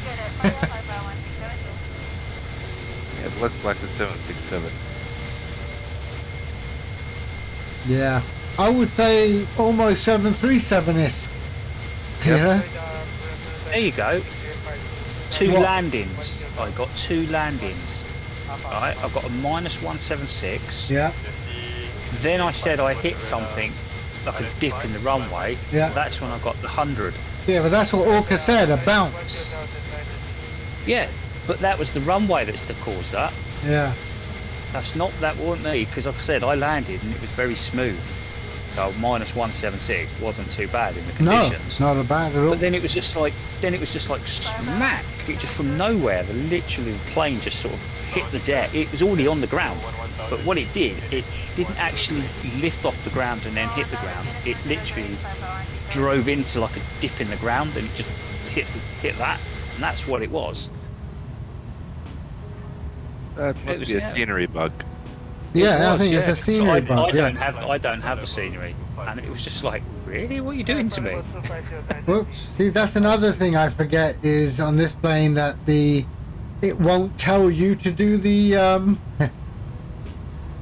to do the Standard. standard pressure. Yeah. Like you would get blinking or something like that, but it doesn't happen.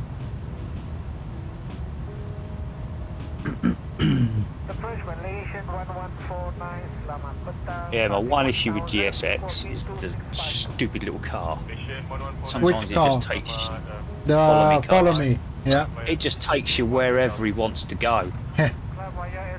I just ended up near a car park, and I'm like, seriously, what am I doing over here?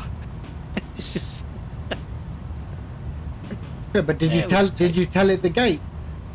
yeah, Oh, okay. I did that on my descent, and I got down there. And next thing, there's like a car park in front of me, and I'm like, no, I ain't parking in there. Yeah. I didn't pick that parking spot. They don't pay them enough. I haven't got the money to get out of the car park. You got that backup credit card in the back, mate. Yeah, that's it. Yeah, I'll have to use Yeah. that.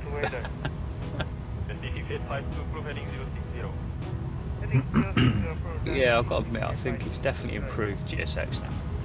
Yeah, Apart the from latest update. apart Did you, from the, I wonder if anything here works. No. that's the only issues for me, is just the stupid little car. Yep, nothing here works. Mission 1149, continue climb to flight level 240. Continue climb level 240, Malaysia 1149.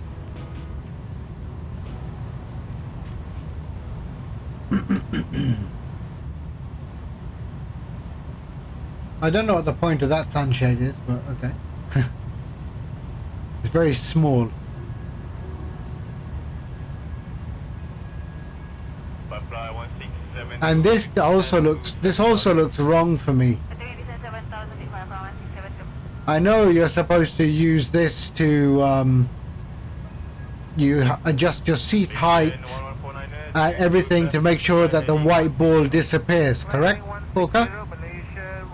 Yeah, it's for the seat adjustment. Yeah, but seat it's adjustment. So never you gonna be really- it actually works in the fly-by-wire. I've done it that way in the fly-by-wire and it's perfect. But if you go to default view and then try to get rid of, yeah, you can't. Yeah, so if anyone doesn't know what that is, you adjust the seat in an aircraft and you keep an eye on this red ball, and this red ball and the white ball should be invisible. And that means that your seat height and position is correct. Apparently. 125.432 Dynasty, CK52, good day.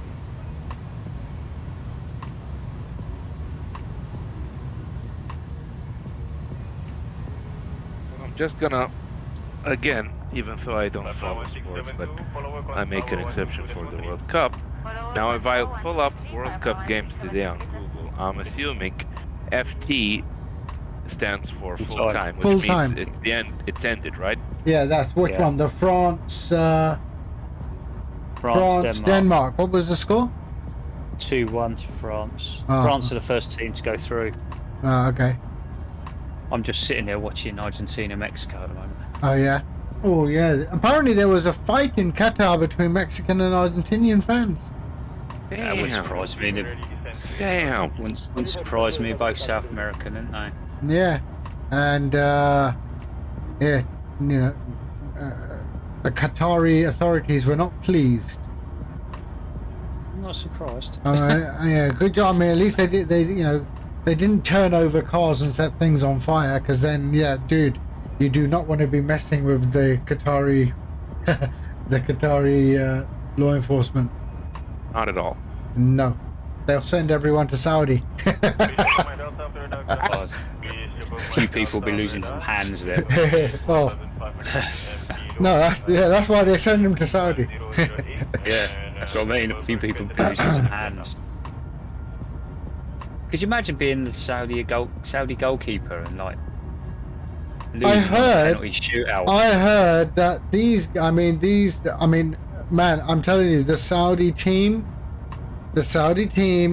is one to watch. They lost today, Okay, they lost, so what? Okay, but they've got 3 points still. yeah, they played with their heart. You know what I mean? They Oh, played. They did. I'm Did sorry, they? man, but okay, they lost, They were but brilliant. they lost. But dude, I mean, come on. I think they have found the team. And with a I bit enjoy more, watching them. yeah, I loved it. I mean, with a bit more international exposure, some games with some, play people that are better than you, and they did, Don't play England then. and they will improve, right?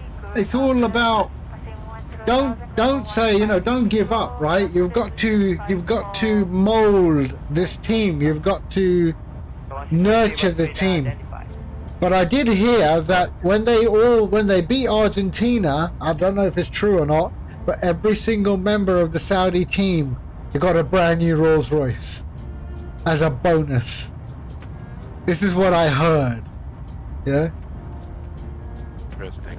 Yeah. I don't know if it's Not true. True. I don't know if it's true, but this is what I've it was on the internet. It must be true. Oh god, yeah. See, that's my next slogan. It was on the internet.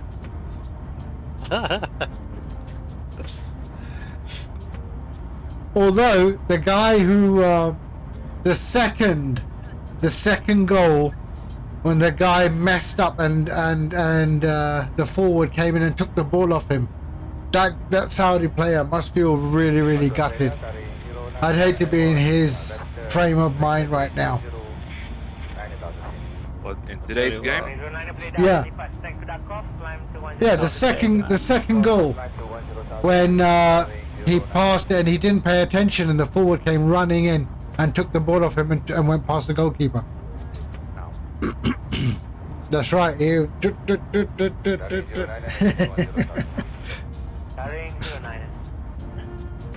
Ouch. Okay, a little aircraft question. So Racer says he forgot to change nav to ILS Yep. switch. Where is it in the flight deck? Here.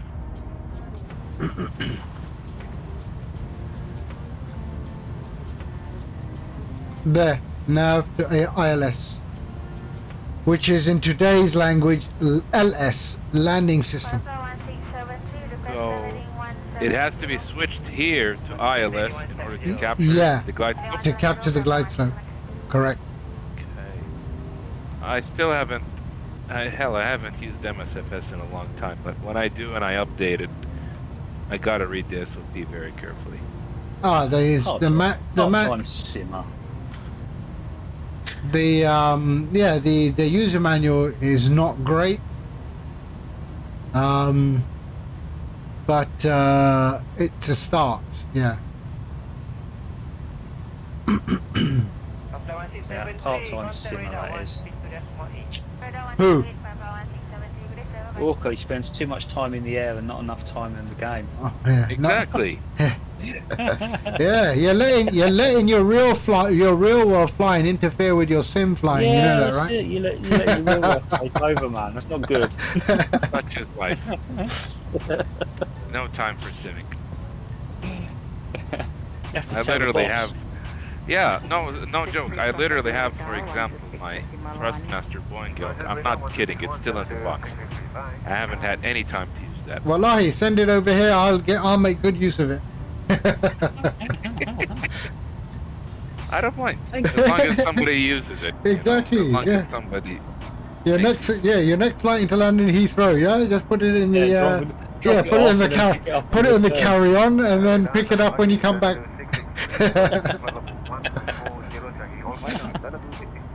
I'll buy you a biryani for it. Okay? No, it has to be a butter chicken. Oh, Lala, biryani and butter chicken. Although I don't know what a butter chicken is because that's not something that we eat. Yeah, Yeah, it's more Indian. Actually. yeah, that's more Indian. Yep. We do chicken karai.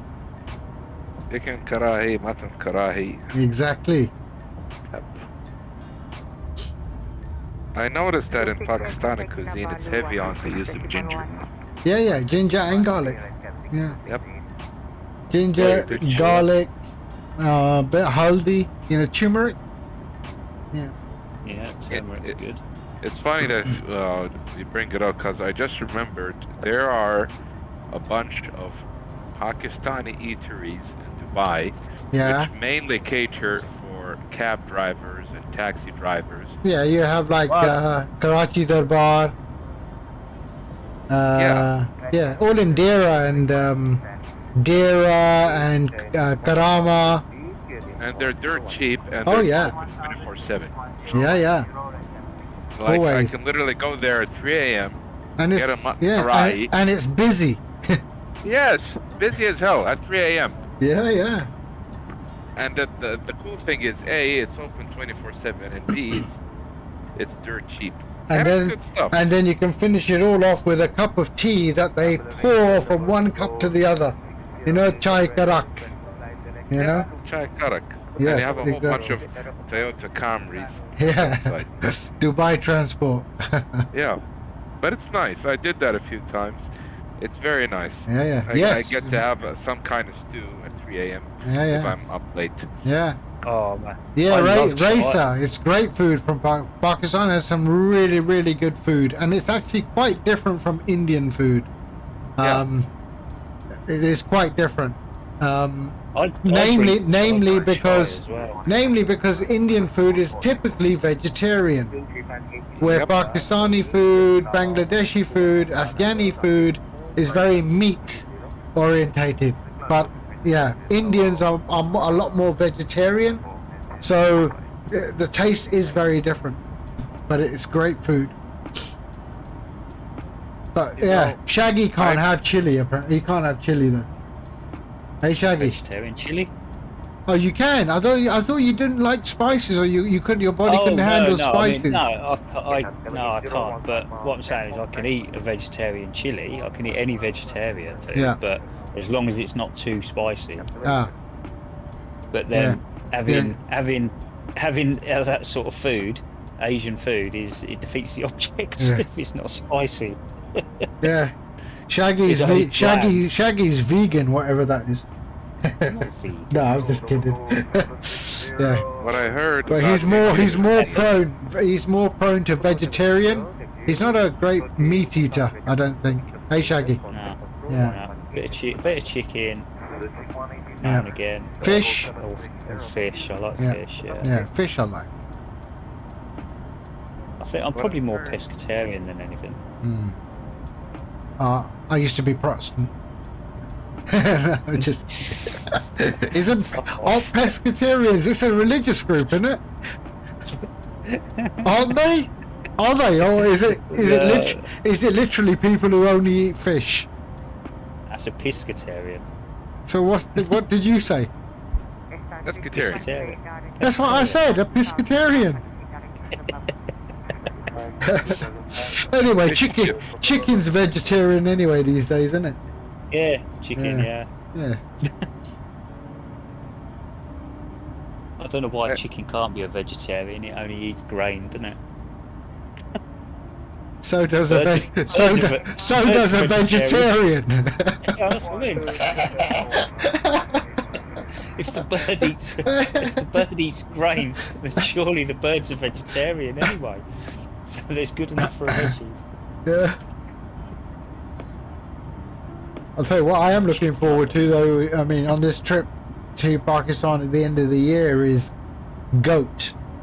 I do enjoy some goat meat. Oh, curry. Goat, yeah. Good morning, Magic 51. Garlic Imagine naan that bread made and with- chapati, nice. 5181. Yeah, God, garlic naan chapati, and a nice roti. This morning I had paratha. Do you know what Nice. paratha? Yeah, So I had paratha. paratha with 2 eggs and leftover chicken karai. Oh, incredible. That's awesome. You had that for breakfast. Well, brunch. Yeah. I was going Brunch. to say, flipping eggs. My breakfast was a bowl of porridge. I mean, on some days I have. So there is a recipe that has been handed down from my nan, my nanny, my nan, my mum's mum, to my mum, and now to my wife, and it is a kebab that my family makes, made out of lamb, That must be and- awesome. and we make it. So we usually get 2 kilograms of lamb, 2 kgs of lamb, and then you put all the spices, everything in it, and then hold on.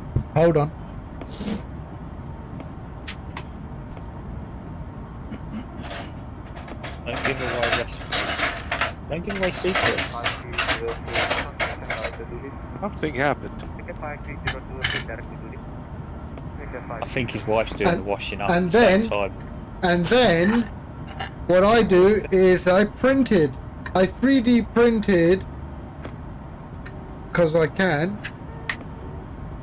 Vegetables. a patty press. Alright? So I get the kebab, I roll them up into balls of all the same weight, I drop it into here, I press it so it's perfectly round, I take them out, put them on baking sheet, and then I deep freeze them all. Yeah? And those are kebabs, and they are breakfast kebabs. So you have them, 2 eggs on a toast, some grilled tomatoes, and then 2 kebabs, tomato ketchup on them. Oh, incredible. That sounds wonderful. Oh, it is, That believe sounds me. That does actually taste very nice. It does sound very like it's gonna taste One day, Shaggy, one day, I will treat you to that, mate. Yeah. The thing is about Indian cuisine in particular, because so much of them are vegetarian, they have basically very potent nuts. Potent in the sense that they're not like artificial, or should I say commercial varieties. They're more organic, well-grown varieties of nuts. So in other words, if there's anyone who, God forbid, has a nut allergy, he or she has to be very careful when eating Indian cuisine, because especially in India, the nuts that coconut. they use are very strong, But even is- if it's cashews or peanuts. Yeah, but is a coconut, if you have a nut allergy, is a coconut a nut? I don't think so. Ah, there's a question. Yeah. I don't think a coconut is a category. I mean, to be fair, but to be fair, how weak are you? I mean, you could be the most manliest man on the planet with a peanut allergy. Yeah, I mean, if I was getting chased by a bloke like that and he had a peanut allergy, I'd be throwing Snicker bars at him and peanuts. Yeah, get away from me! Yeah. I'd get a paintball gun and fill it up with nuts and go boom, boom, boom. Yeah, I can kill you with this peanut. Matt has a peanut allergy. Oh dear. I don't understand how you can have a. I don't know. I mean, man, growing up. I mean, I'm past 50 years old, right? And growing up, I never even heard of someone having a peanut allergy. Yeah, it wasn't a thing. No, Yeah. it wasn't. I didn't Peanut know, allergy back yeah. then wasn't a thing. was No, it? it wasn't a thing. And lactose intolerant. I didn't even know what that was. You know? No. Yeah. Lactose, I didn't know. No, if someone said to me years ago, "Oh, I'm lactose intolerant," I'd Yeah. say, "What?"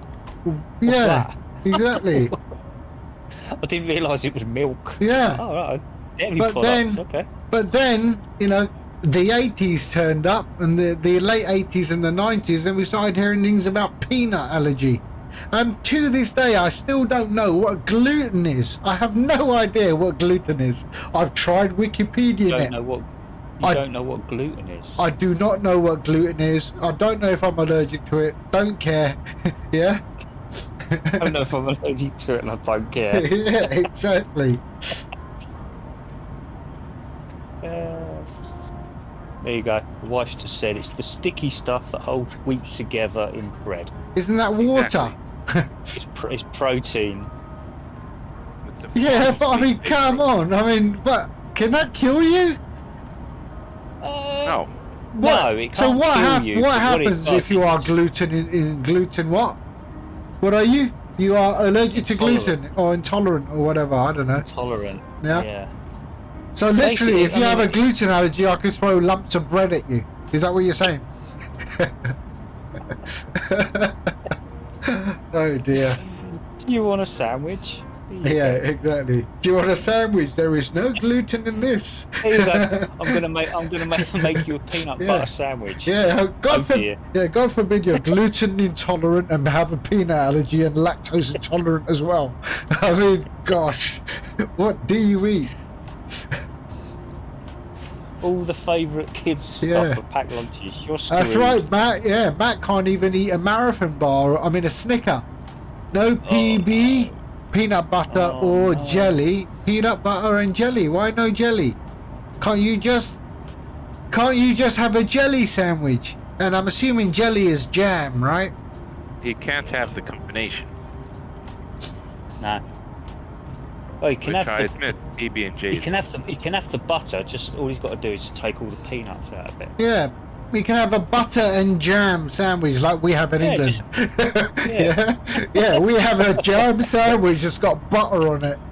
That's what it's called, a jam sandwich. Yeah, jam sandwich. Or a jam croissant. But I think their peanut butter and jelly. The jelly is not actually jam. It is like a jelly consistency, right? Yes. It's not like we have jam here in the UK. Strawberry jam, raspberry jam. Yeah. I prefer strawberry jam, raspberry jam. And a peanut butter and jelly sandwich. The jelly is what flavor? Is it orange, strawberry, raspberry, blackcurrant? What is it? Should be. I mean, there are definitely several choices there in the US, but it's usually grape or strawberry that they go with. Oh, normally grape. Okay. Yeah, grape or strawberry is what they usually go with. Normally grape in the States. It's just grape in the States only, my friend. We don't do this outside of the US. In fact, we had this phase in my own family where, you know, my wife said, go and get some peanut butter. And that was like 2 years ago. And we still got that bottle in the cupboard and only one spoonful has left that bottle. Yeah, I don't think anyone likes it. No one likes peanut butter. No. I don't know if Are I you can kidding use- me? In No. your house, nobody likes peanut butter? No one likes peanut butter.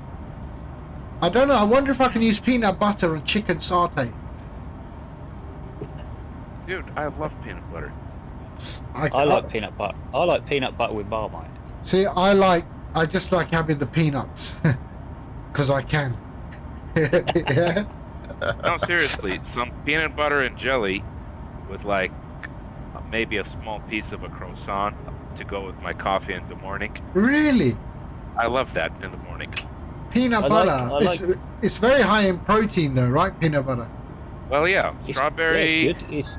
It's good for you if you don't have an allergy. It's very good for you. Yeah, many times when I'm just chilling at home, I'm off duty. After I wake up and I have my coffee on the side, like as a light breakfast, basically, I have like one croissant with peanut butter and strawberry jam, and that's just how I start my day when I'm off duty back home. It's a perfect way. Coffee, peanut butter, and jam gets you going. Really? Perfect Yeah, combination. I say. Peanut, and like I say, unless you've got an allergy, peanuts are really good for you. Very Or much. nuts in general are very Yeah. good for you. Nuts are very good in general. Yeah. Yep. That's why I'm kind of gutted if I had had What recipe did you just give Matt? He says, let me write that one down. What did you tell him? Don't know. I understand you. I like because he doesn't eat peanuts. I Yeah. said I like because some people like peanut butter and jelly. I like marmalade and peanut butter. Marmalade and peanut. Orange Peanuts. marmalade? Peanut butter. Oh, peanuts are Yeah. good for you if you're not Yeah. allergic. Yeah. Oh, Hey guys, brilliant. I just remembered last month when I had my Heathrow layover in the hotel, they had marmalade as one of the jam choices in the breakfast buffet, and it was a pretty decent breakfast buffet. Very nice. Yeah. A long story short, just out of curiosity, I do like orange marmalade. Orange However, marmalade, yeah.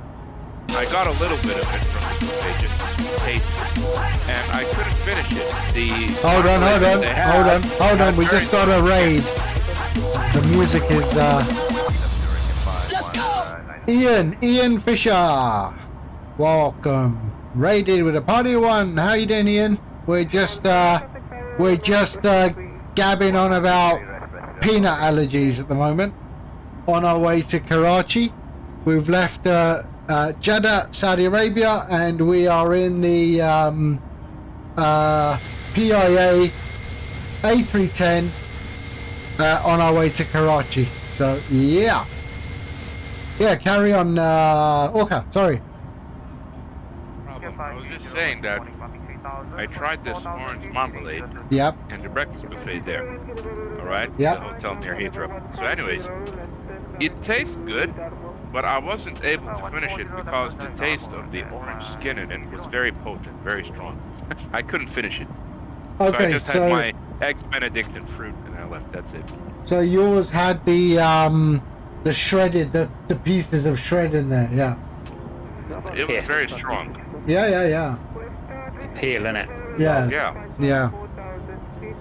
That's what I have on toast and stuff like that. I am secretly Paddington Bear. I was gonna Marmalade say that. sandwiches. do you keep one in your handbag, do you? Oh, Queenie. Yeah, we're gonna miss her. Yeah. Despite what you might think about, the royal family and that, she's always been part of my life, and Yeah. it is. You're just it's- like my royal grandmother. Exactly. I think a lot of us feel like that, Yeah. and it's it was always nice to see her come out on TV and that, and she will be missed, not forgotten. Now we just got a knob in charge. Yeah. Yeah, I mean, they should have changed the national anthem because it goes "Long live the King," but it ain't got long now, I don't think. I mean, he is 70 something.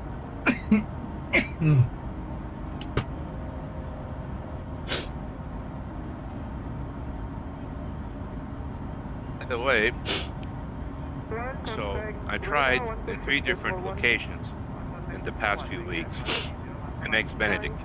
Each one was in a hotel breakfast. One was in the hotel next to Heathrow. One was in the hotel next to Bangkok Suvarnabhumi Airport. Yep. The last one, which I had a couple of days ago, rather 3 days ago, was in Dhaka. Yep. The best one, which was proper, I would describe, even the kind of eggs and the hollandaise sauce, was the one at the hotel at Heathrow. The second best was the one in Bangkok. Yeah, sure. My least favorite one was the one in Dhaka. So, and the strange thing is, they even had like this Western fellow who was the chef probably an executive chef in the buffet in Dhaka, but that still didn't change the fact that the only proper Benedict, the best one that I had, was the one in Heathrow. So it's not only how you cook it, it's even the kind of eggs that they use. Isn't that American breakfast? I don't know, but all I know is this was at the hotel next to Heathrow, and I requested an eggs Benedict with salmon, smoked salmon, and I got exactly what I wanted. Eggs Benedict. Yeah. Yeah, So I always, Yeah, go on. I said I always thought eggs Benedict was an American breakfast. I actually don't know. Yeah, it is. I think it is American. Mm. What's the name of that? There's a really nice hotel at the airport. I think it's the Novotel. Novotel, Heathrow. No, Heathrow. in Savannah. Yeah, Novotel, the one yeah. next to the terminal. Yeah, that is a great hotel and a great food as well. I've eaten there so many times. There's Ground soup, floor? huh? In the ground floor? In the ground floor. As you walk into the hotel, walk up. You got the piano player on the left. You Yep. walk through, and on the right hand side, you've got the restaurant. Yeah. That's the Novotel. That's one of Yeah, them. that's the Novotel Savannah Boom Airport.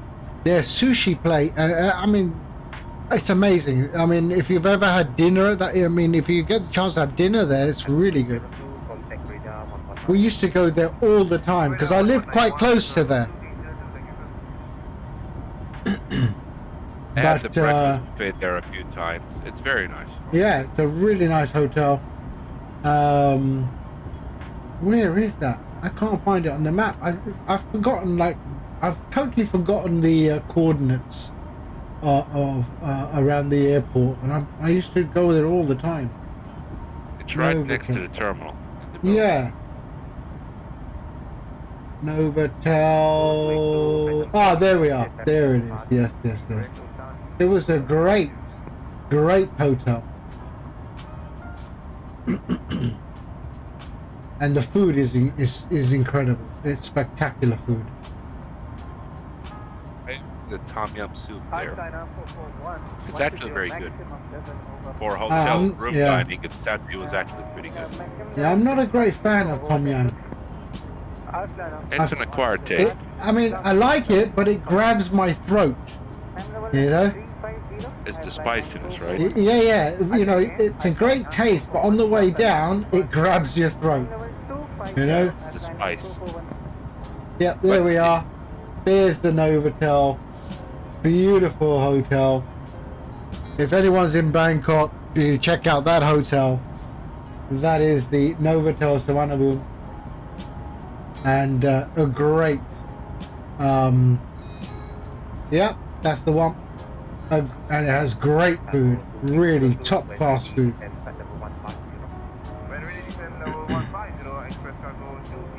You can even No, order but- ice cream in the middle of the lobby and a latte. It's really nice. Yeah, of course. It's a great place. So where did I used to live? I'll tell you where I used to live. So let's get out of here.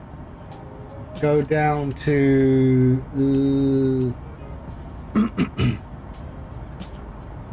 Wanapum Airport. So this is where I used to live.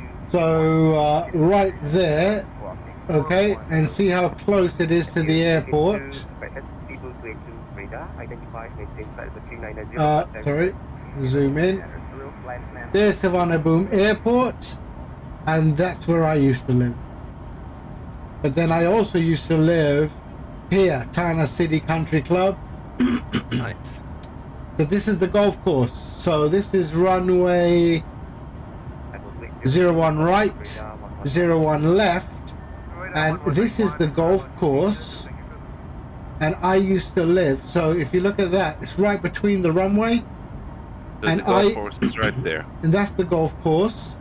And I used to live in this house here. This house here. Amazing. Right next to the golf course. Yeah, there is a hole right there. So there was the hole, a par 3, and I used to live right there. That's my house. Amazing. Hold on. Did you do like shots out the garden? Hold on a second. No, that's my house. That one. Did you do chip and run out your back garden? No, but there is an Apple Mac. There is a MacBook in the water there somewhere. So I had a MacBook and I got really frustrated with it. I walked to the end of the garden and I threw it into the water hazard. And then called up my chairman and said I need a new laptop. He said, what happened to the other one? I said it's on hole number 8 at Tana City. Yeah, that's the that's the house I lived in. And I don't think we have street view. Let's have a look. Do we have street view? No, there won't be street view because the king of Thailand's son lives here. Or lived here. He doesn't live here anymore, obviously. Yeah, so that was the first place I lived in. And then I went to Bangplee Macro Lakeside Villa Song. Right there. So this, hold on, let me just check. Yep, so that's our gated. Look at that, that's all the line. Look at that, that's all electrical and telephone lines, eh? Can you believe that? Yeah, so that's where I used to live, inside here. It's a gated community. There's the security gates. That's our swimming pool and clubhouse. And yeah, we used to live in here. And opposite the road, we had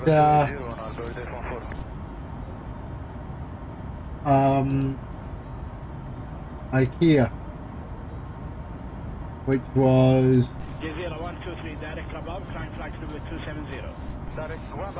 which is over here somewhere. But yeah, so that's where I used to live. Amazing. Small world. Yeah, and yeah, that's where you have the Tesco Lotus. Oh yeah, that's where I used to, and that's also one of my local golf clubs is Summit Windmill, and this is a floodlit golf course that I used to play at. Yeah, so that's also a really nice place. The Meridian is also a great hotel.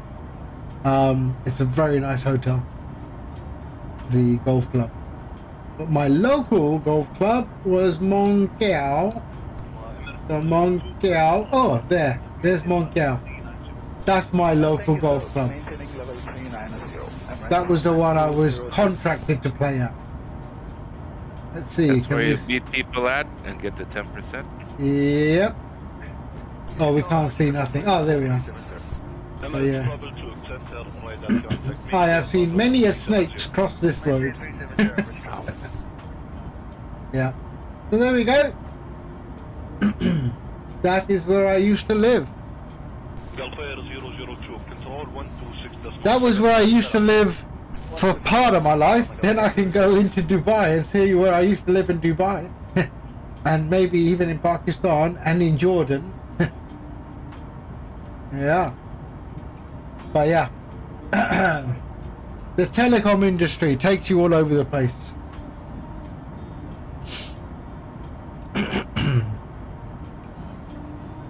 And all of that without a peanut allergy. Because the Thais put a lot of peanuts in their food, eh? So much. Yeah, chicken and cashew nuts. That's a killer dish. Or is it just is it just peanuts, or is it cashew nuts as well? And no one's very clear about it. Really nice that you've seen so much of the world. Yeah, it's I mean, a good opportunity. What is this place? It looks like water puddles, Yeah, that's right? yeah, but where is that? Hold on a second. Where are we? Looks look like water puddles. We are still in the United Arab Emirates. So let's just check something here. So we're still in the, in Saudi. We're not in the Emirates. Let's go to Google Maps satellite. Wow. More like the border area where you're at. Yeah, now. but look. Even on the Google Maps satellite, it's still the same. It's exactly the same. Look at that. Exactly the same. You see that? I don't know whether it's water or it's just the look of the sand. Maybe it's just the appearance of the sand. Matt, that is a myth, okay? It's just the politicians. Yeah. I mean, I can tell you, Matt, you can go to Pakistan and it'll be the safest place on the planet for you. Nothing would ever happen. But better you go when I'm there so I can look after you.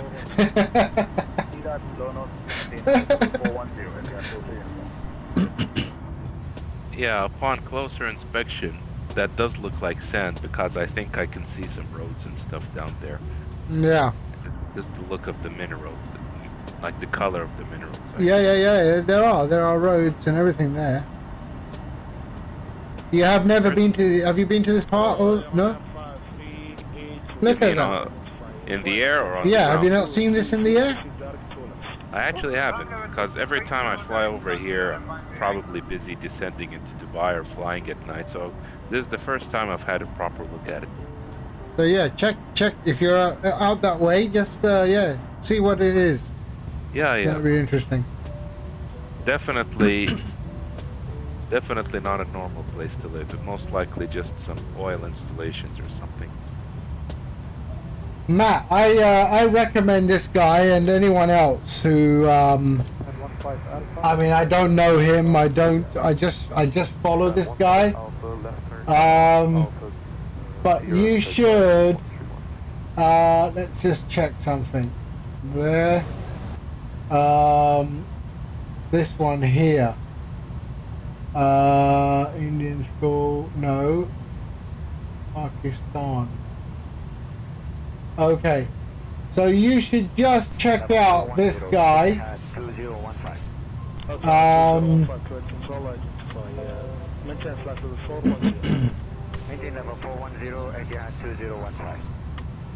Check out this guy. He's an American as can be. Okay. And he travels all over the world, okay? But he travels to Vietnam, he travels to China, and he travels to India and to Pakistan. He speaks Chinese, he speaks fluent Vietnamese, he speaks fluent Urdu, he speaks fluent Hindi, and he's American, all right? He's a ginger, all right? And you see the respect that this guy gets. I mean, it's incredible. Check him out. I don't know him. I just watch some of his videos and it just astonishes me. And you will see the true nature of people from the subcontinent. Okay? He's a very lucky guy. Huh? Very lucky guy, this guy on YouTube. Yeah. But you know, the thing is though, it shows the true nature, not the stuff that we see on CNN and all that nonsense. It's the real people, yeah? And they will go out of their way to make sure that he does not leave the country with any negative impression. To the point where he has trouble even paying for food. Because in our culture, if it's a guest will never pay, never ever. We don't even split the bill, okay? A guest will never pay. This is our way. This is the whole Middle Eastern way. Good evening, Qatari 41 Alpha Golf. Correct me if I'm wrong, Orca. Yeah. No, it is. It's definitely true. Yeah. Always be as hospitable as possible. Yes. Guests, always. because they truly in Arabic there is a saying, you do not know anybody until you have traveled with that person, and you have eaten with that person, and you have even slept in the same room with that person. Yeah, you never truly know that person. Yeah. And that is, you know, and the travel and you know, I can get to know a person after 18 holes of golf. Okay, in 4 hours I know whether that guy can handle pressure. Is he aggressive? Is he laid back?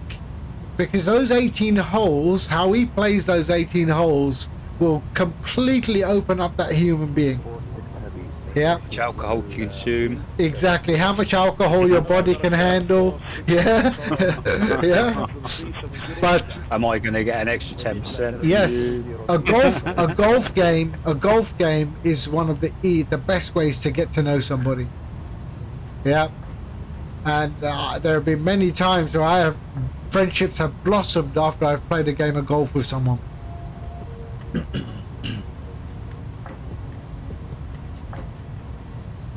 Okay, so we are still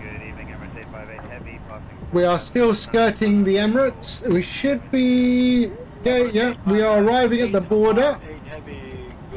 The next waypoint, oops, the next waypoint, Midgu, is the Omani border or the Saudi border, depending on which you are, but there is a border.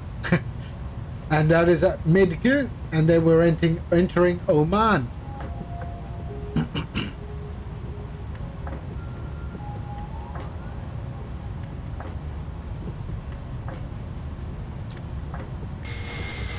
Okay, there we are.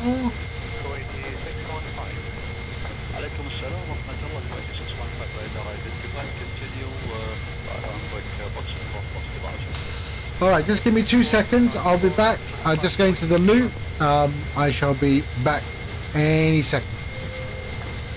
I'll take that as a chance to get some pop. I'll be right back. Yep. Be right back, guys.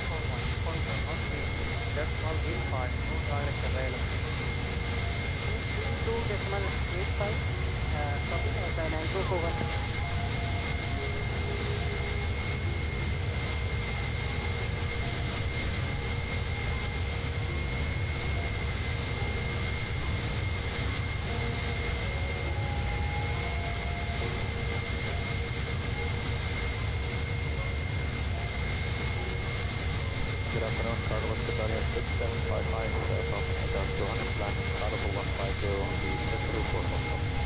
Carlos Italia 6759, good afternoon, radar contact, plan flight level 370. Plan flight level 370, Carlos 6759.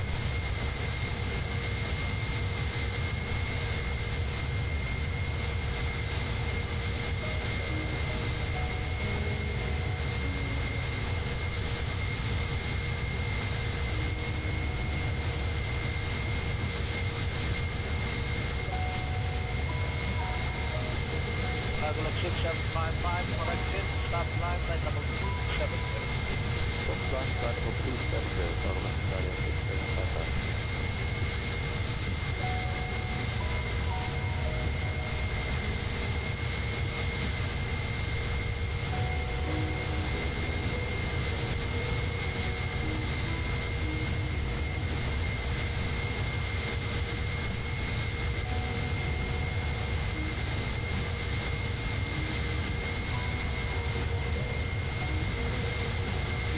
A lot of air, Syrian 506 heavy, like couple of 660.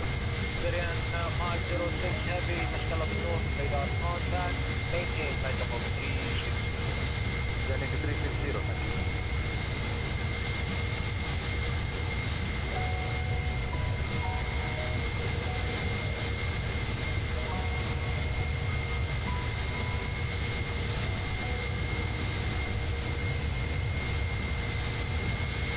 Korean 506 heavy, contact 123.0, mashallah.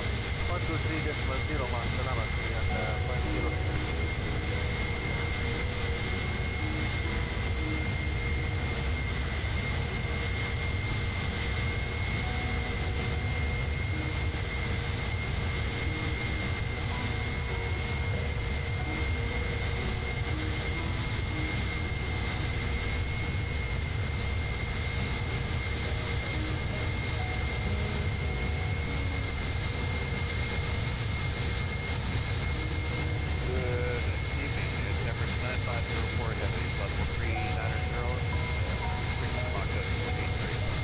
Emirates Niner 504, good evening, radar contact, maintain flight number 390, direct to Rabat.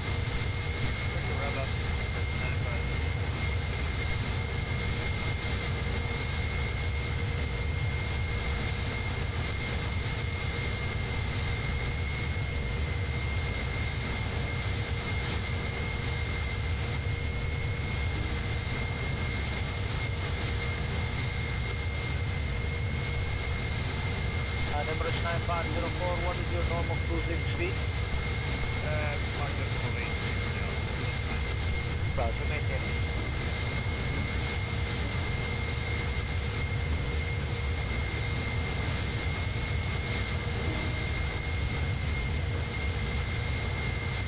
Karachi 105, report mark number. I'm maintaining 0.79, Iraqi 0.105.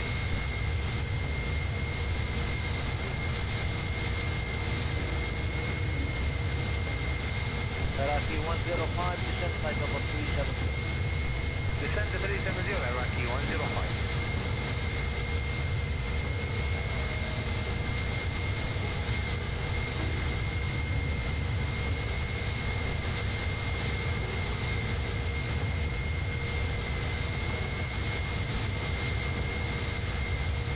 Back.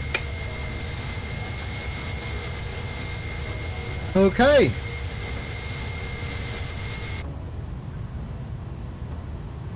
Salam alaikum. Golf November Juliet 64. Passenger level 220, descend level 170 Gang Jet 64, Alaikum Salam, radar contact, NH998, Alba 3 Charlie, arrival 33 left. I'll call you back for further descent.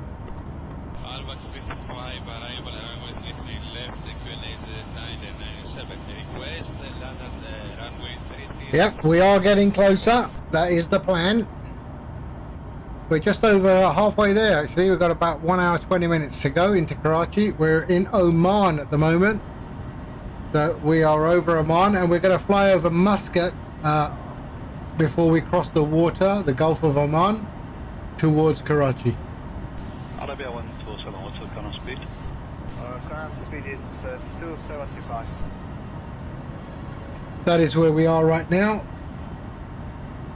And we will head to Muscat. So there's Muscat Airport. And then on to Karachi. 250 to be 11 by Lubin, Jordanian 652.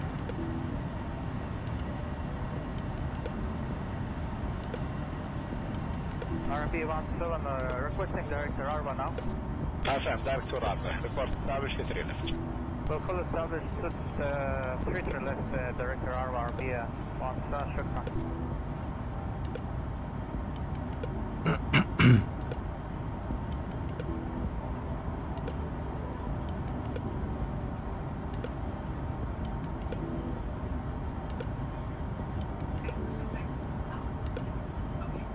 India Alpha Mike 4642, contact approach 1248.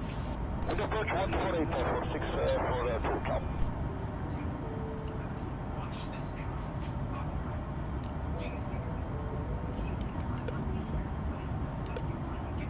India Alpha Mike 4642, continue climb and maintain. Flight level 270. Continue climb level 270. But I must say, this is performing very well after the changes that I made. Yeah, my frames are much better. And the aircraft is performing so far so good. And this is not the updated version, this is the non-updated. I'm not on the beta, but it seems The only okay. thing for me is your lip sync is out. My what? Lip sync is out. Yeah, because there's a delay on the Twitch. It's not normally. Yeah, there is, It's- always. No. If you're hearing me on Discord, it's going to delay a little bit. I've got a 10-second delay. That's what I mean. That's the only thing wrong. I'm hearing you say stuff, and then Yeah, you're saying it a few seconds later on there. yeah, yeah. Yeah, that's so that the bit rate, so the broadcast sort of stables out before you see it. That's like normal TV and looking at something on the internet. I should have added up and been filling up my logbook. I'm just going through pages of totaling my hours. Ah, okay. Which aircraft, Outdoor?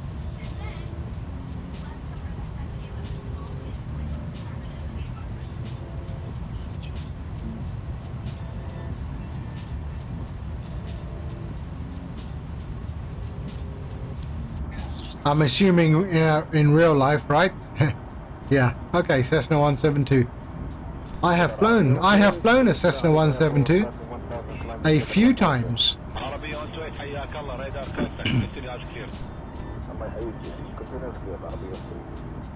The last time I flew a Cessna 172 was from this airfield. I'm going to show you the airfield now.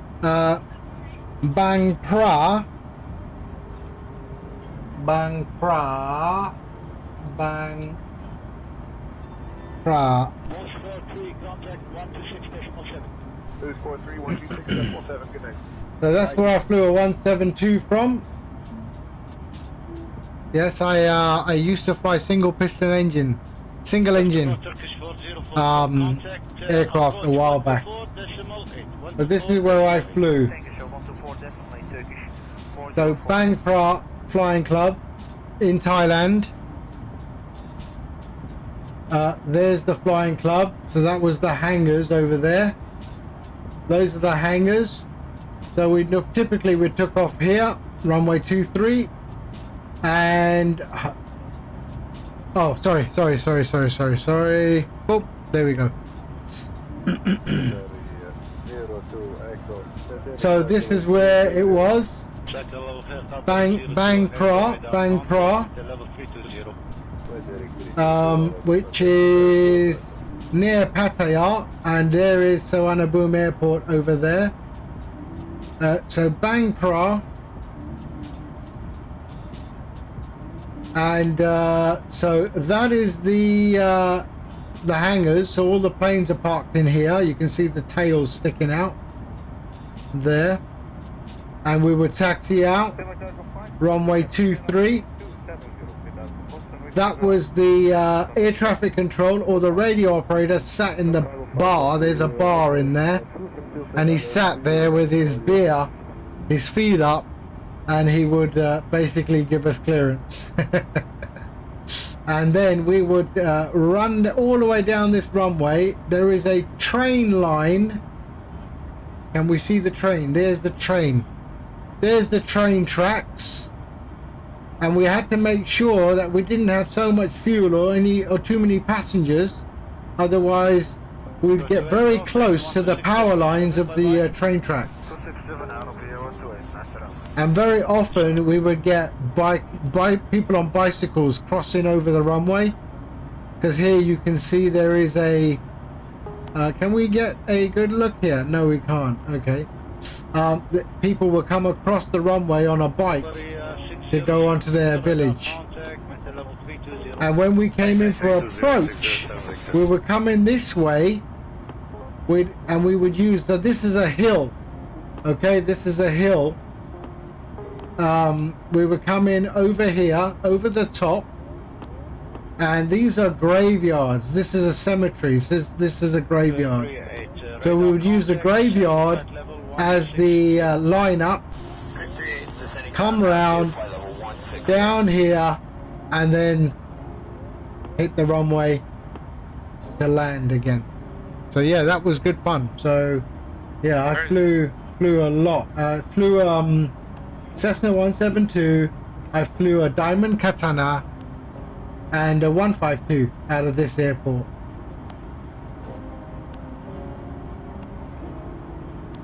So yeah, that was the last time, and maybe 9 years ago, the last time I flew. Where is it? Bangkok. Oh, okay. Yeah. So that's just south of Bangkok. So there's Suvarnabhumi right there. That's Suvarnabhumi. And you head down towards Pattaya, and there it's called Bangkok Airport. And it's in the middle of like nowhere. I mean, not nowhere, but there's just so much going on around it, but no one's developed on it. But yeah, that's where I flew last time. So we would take off, fly out towards the water, and then go down the coast and go to the tip of Pattaya, which is here. So you got Pattaya city down there. You've got Utapao Airport, which is here as well. Utapao, where's Utapao? Which is where Aeroflot typically landed. Aeroflot, because Pattaya is full of Russians. Where here? Utapao, here's Utapao Airport. Pattaya is full of Russians? Pattaya, yeah, Pattaya, a lot of Russians there. So we would land at Utapao Airport. We would park up at the. We would park up here. The one Katana 172, and then there's a restaurant. We would go into the airport restaurant, have some food, and then walk back to the airplane. Yeah, it was good fun. Yeah. But I used to do that. I used to fly. I mean, single piston engine. And then I used to do my gliders. I'll tell you where I did my gliders. It's not there anymore, but gliders was at West Malling.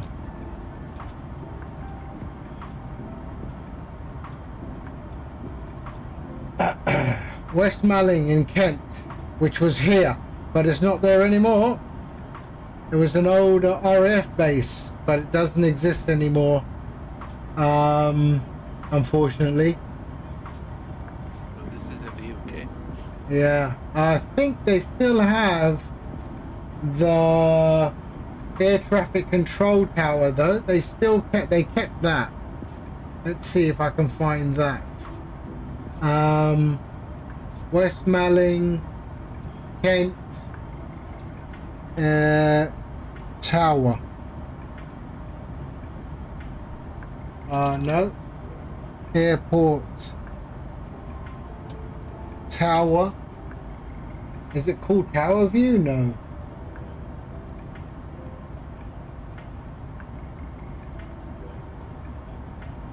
Nah, they haven't kept it. I'm sure they had. That's a shame.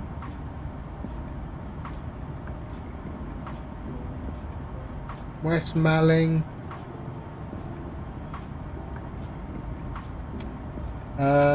St. Leonard's Tower? Is that it? No. Let's see, hold on a second. West Malling Airport.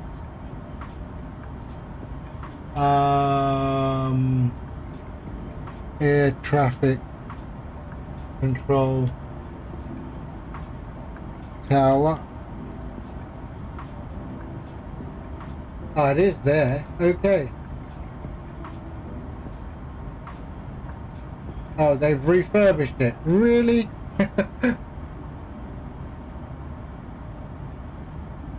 Wow. Oh, it used to look like this. That's what it used to look like. Now it is refurbished, unfortunately. That's what it used to look like. Oh, yeah, that's what it was. Yeah, yeah. So they kept the tower.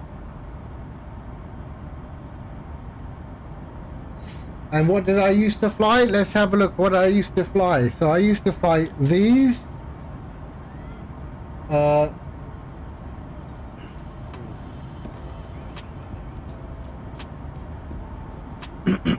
So I used to fly one of these, a Slingsby T21 open cockpit glider.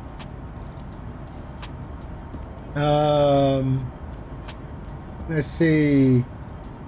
I think they're being used by the cadets now, but let's see.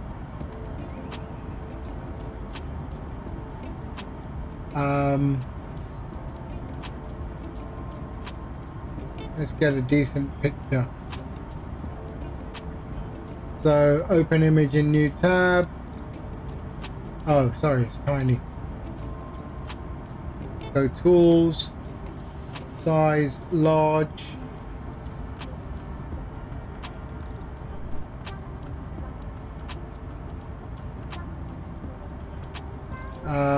Really?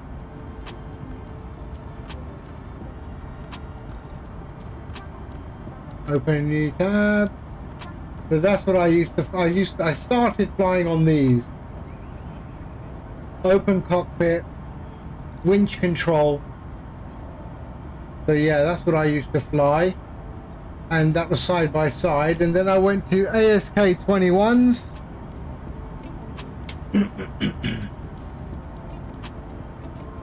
And that was tandem.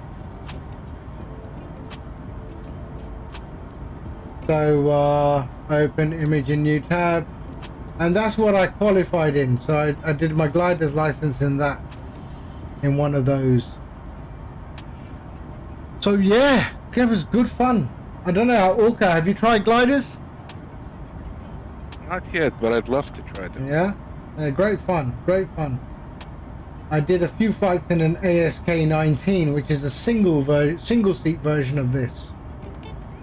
I don't know if there's any pictures of that. Let's have a look. ASK 19. Do they have them in the UK? Yeah, I did it in the UK. That was in the UK. That's ASK 19. Yep, there it is. Open image in new tab. Yep. So that's what I used. I did my solo. I did my solo in the ASK 19. really nice. Yeah. That was really good fun. Really nice. So if I show them my commercial pilot's license, will they allow me to do some flights in one? Yeah, but I think you'd have to start in the tandem. It is very different, you know, flying a glider to something with power. Yeah. Because you need the thermals. You need the thermals. You need to always know where your landing zone is. So, you know, I'd like to think it requires a little bit more skill, you know. Sure, it requires much more skill. Yeah. Because with a prop aircraft, any powered aircraft, you're just limited by fuel. But in a glider, you're much more limited. Sure.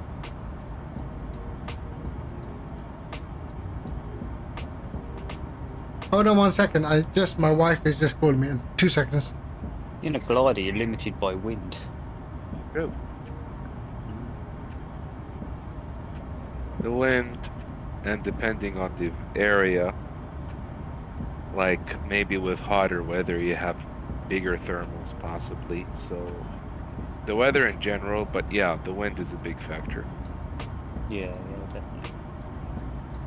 I'm pretty sure some parts of the world are not suitable for glider flying purely because probably poor weather conditions. So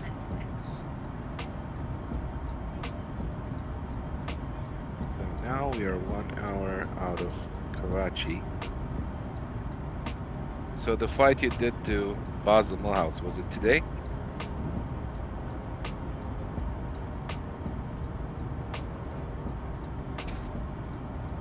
Second half's about to start.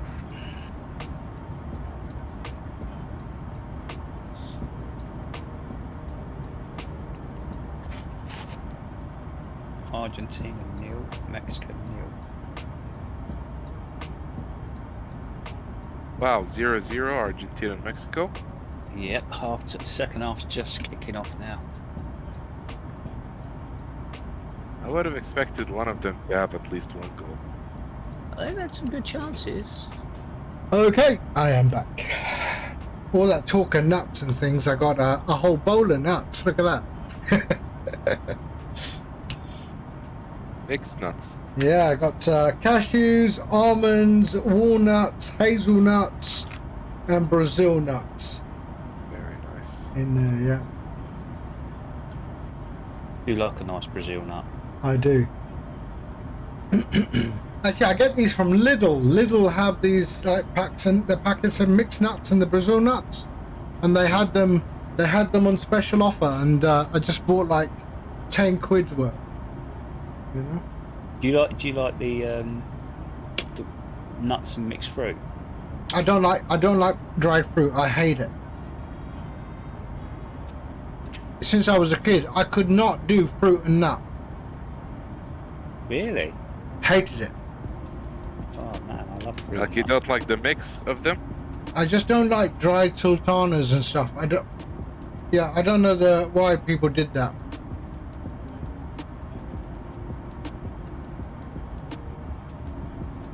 Funny thing is, I got some dried lychees from Thailand. Yeah.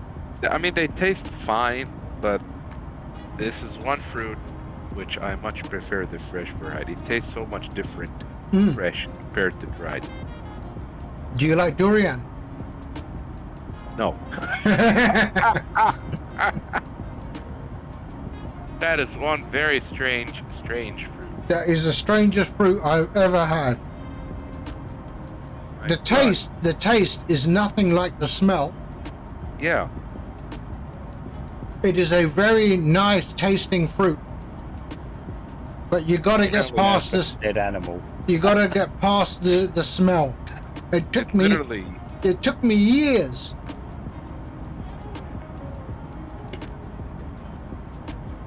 It literally like a dead smells like animal. something dead. That's like that plant, isn't it? Yeah, so for those who don't know what a durian is, it is the most vile smelling fruit you will ever come across. It is vile. It looks like this. Open image in new tab. So that is a durian, okay? It stinks. You're not allowed to take it on a plane. You're not allowed to open it in a restaurant. You're not allowed to, in our office, in our factory where I was working, no one is allowed to bring it into the canteen. It stinks. That looks like little Kidneys. baguettes or something inside there, Yeah. doesn't it? Yeah, It's got little bits of bread. but it's the most vile smelling fruit I've ever come across. Looks like, But the taste is incredible. Yeah, if you can stop your smelling senses but only concentrate on the actual taste of the thing, it's incredible. It is known as the king of fruit. yeah. It is available in Thailand and in Malaysia and in Indonesia. They look like giant lychees. Yeah, it's terrible. This is the actual fruit, this bit in the middle. If you can What's get it called? past, hey? What's it called? Durian. Durian. I don't know what the actual English, I think it's also called durian. What would they call it in, Stinks. let me see, what do they call it in, My wife just said it's banned in some countries. yeah, it's banned, yeah. It's named the king of fruit, and it's just, it smells like death. That's what I say. It smells like dead animal.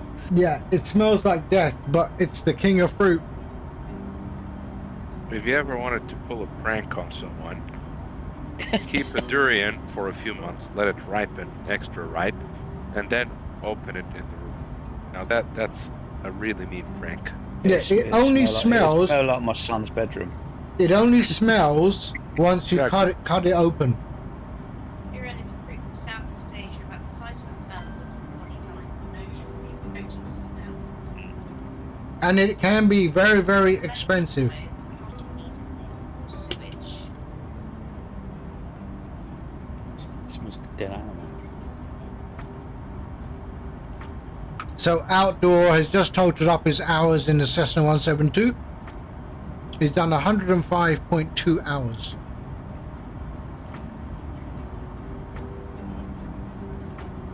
So we have passed Oman. Muscat is over there. Durian fans are real deal. And we are now in the Gulf of Oman. The sun is setting behind us and we are on our way to Karachi.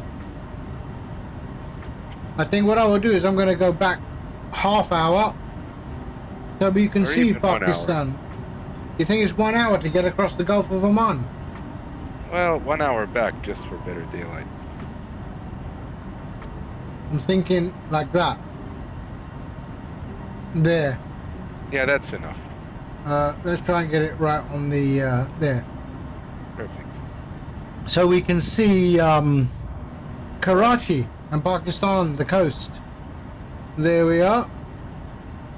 So we should be landing with the sun in front of us. That'll be interesting. Runway 25 left. So do you have a scenery for Karachi? Yeah. MSK or which one? MSK. Oh no. Yeah, MSK. Nice. Yeah, sorry, I was thinking Simark. Simark is Islamabad. Both of them are local developers, if I'm not mistaken. Like, from Pakistan. Yeah.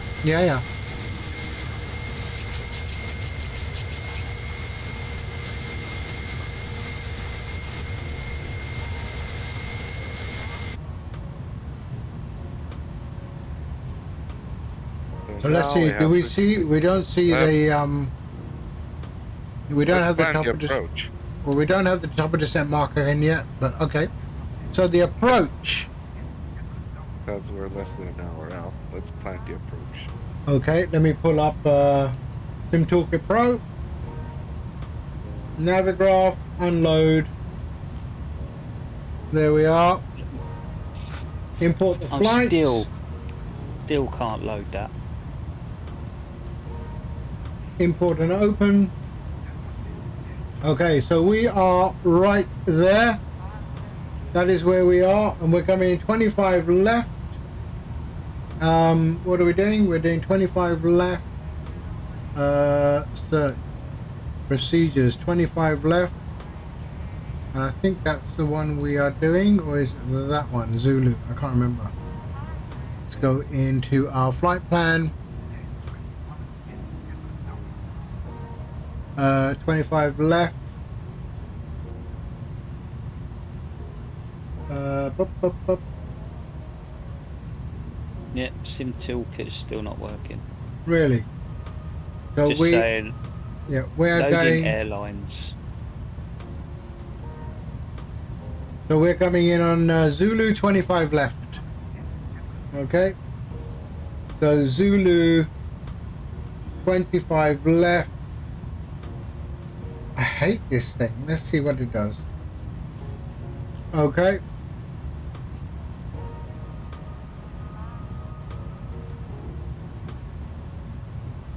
So Zulu 25 left, final. Okay, let's overlay that. There we are. And okay, so we have what? I have, oh sorry, ILS, that's the wrong one. There we are. Okay, I don't like this new Navigraph. I hated it. I hate it. They Okay, should so change layout. 110. So let's do that. 110.1. Course is 254.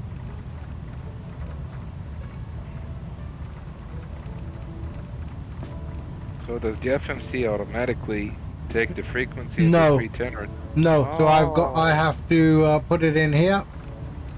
So that's the frequency there, 110.1, and 254 is the course. This really is an old school plane. Oh, it's a great plane. Nice.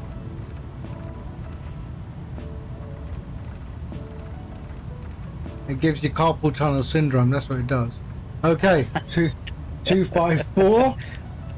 Okay, so that is done. And then our Maltese cross is 2,000 foot. Okay, 2,000 foot. There we are. And our decision height is 318. And where did the decision height go?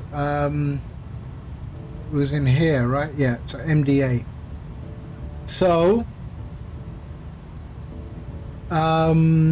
we can put it in now, right? What do you think? Yeah. I Yeah. mean, in this case, it's gonna be Cat Charlie. Yeah. So 318, isn't it? yeah, 318. 318. Actually, Cat Yeah. Delta should be Cat Delta, but anyway, 318. Yeah, I'll just put that in there. Okay. Good. And we will do the 2,000 when we get closer. We will change that. And that is all we have to do. There is nothing else to do. Nice. Yep. So what's the missed approach altitude? Probably 2,000. Missed approach is 2,000, I think. Yeah. Yeah, 2,000. 2,000. There we are. Sounds good. Okay. And 25 left. That's basically the standard landing runway there, right? Or 25 right. Which one are we doing? 25. What am I doing? Shit. Hold on a sec. Did I do the wrong one? Hold on. Ah, 25 left. Sorry, wrong one. Okay, that's why they have that. Okay. So it is 110. So where is it? There. And that one Wait. there. This is 25 right. Yeah, I did the wrong one. Sorry. It's okay. 25 left. Good job we did that an hour before and not when we were approaching. On approach. Yeah, exactly. So 109, 109.7, 109.7. Don't It's panic. one of the benefits of having a two-man flight deck crew. Yes. Which is why I personally believe having a single pilot flight deck crew is an absolutely stupid idea. And we still have an MDA of 318. So we are good, and 2,000 is what we want, and the missed approach is 2,000. Good. There we go. All So done. in real life, is 25 left the standard runway in Karachi? I think it is. I think it could be, yes. Yes. Okay, boom. And we are good. So let's just go back to mode. And we don't get any chopper descent distance or anything at all. Okay. Because we wait, we will see that on the display here. We'll see the chopper descent marker. Okay. I mean, just in case we can plan it out. So, like, we're at 37 now. Yes. Okay. Okay. 37 times 3. Just as a rough estimate. Oh, right. Okay. Okay. So That yeah, gives so us 111. 37, 37,000 times 3. Oh, sorry, 37 times 3. 111. 20, 141. Yeah, it's 111. Yeah. So just add a little bit of a margin for deceleration, some extra distance. So So how much? it's going to be approximately 120 nautical mile 120 track miles to touchdown, you'll begin descending. That's just approximate. Yeah. All right. Okay.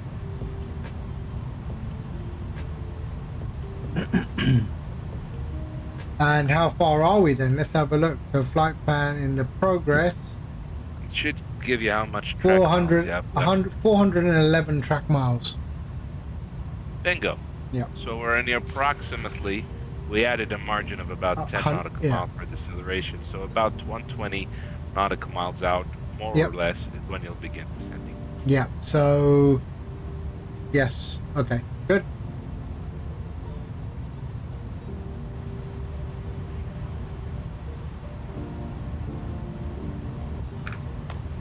See, I kind of like the 310 because it automatically starts descent. You don't have to do anything. No, it doesn't. The 310? No, it doesn't. Yeah, it does. No, you have to press the profile button. Oh. I'll just leave profile button on. Yeah, Oh. but you have to press it once.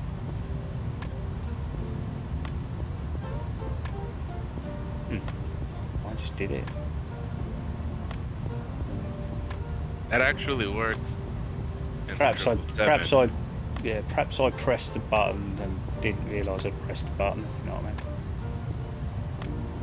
I thought it just did it automatically. I must have just pressed it and not realised.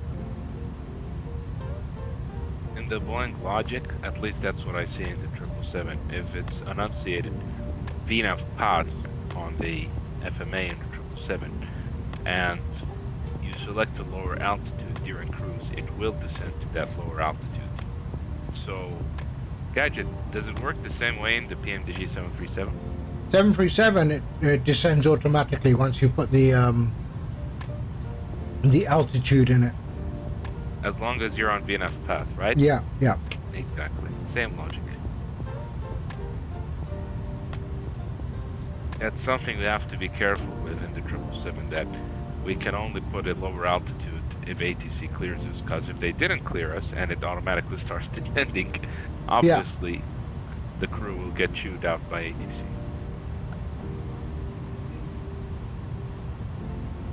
So a simple technique.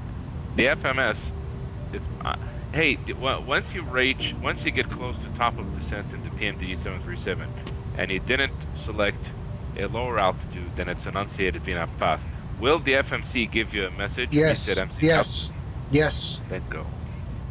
It's the same in the 777. If we don't select the lower altitude, it'll give us that message. So we simply call ATC and tell them ready for descent, and they tell us descent to whatever. Yep. If they tell us descent pilot discretion, then of course we just put the lower altitude. They just leave it. It'll descend automatically.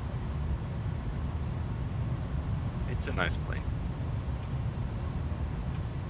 But sometimes decelerating the 777 can be a pain. We gotta think a little bit ahead in terms of decelerating.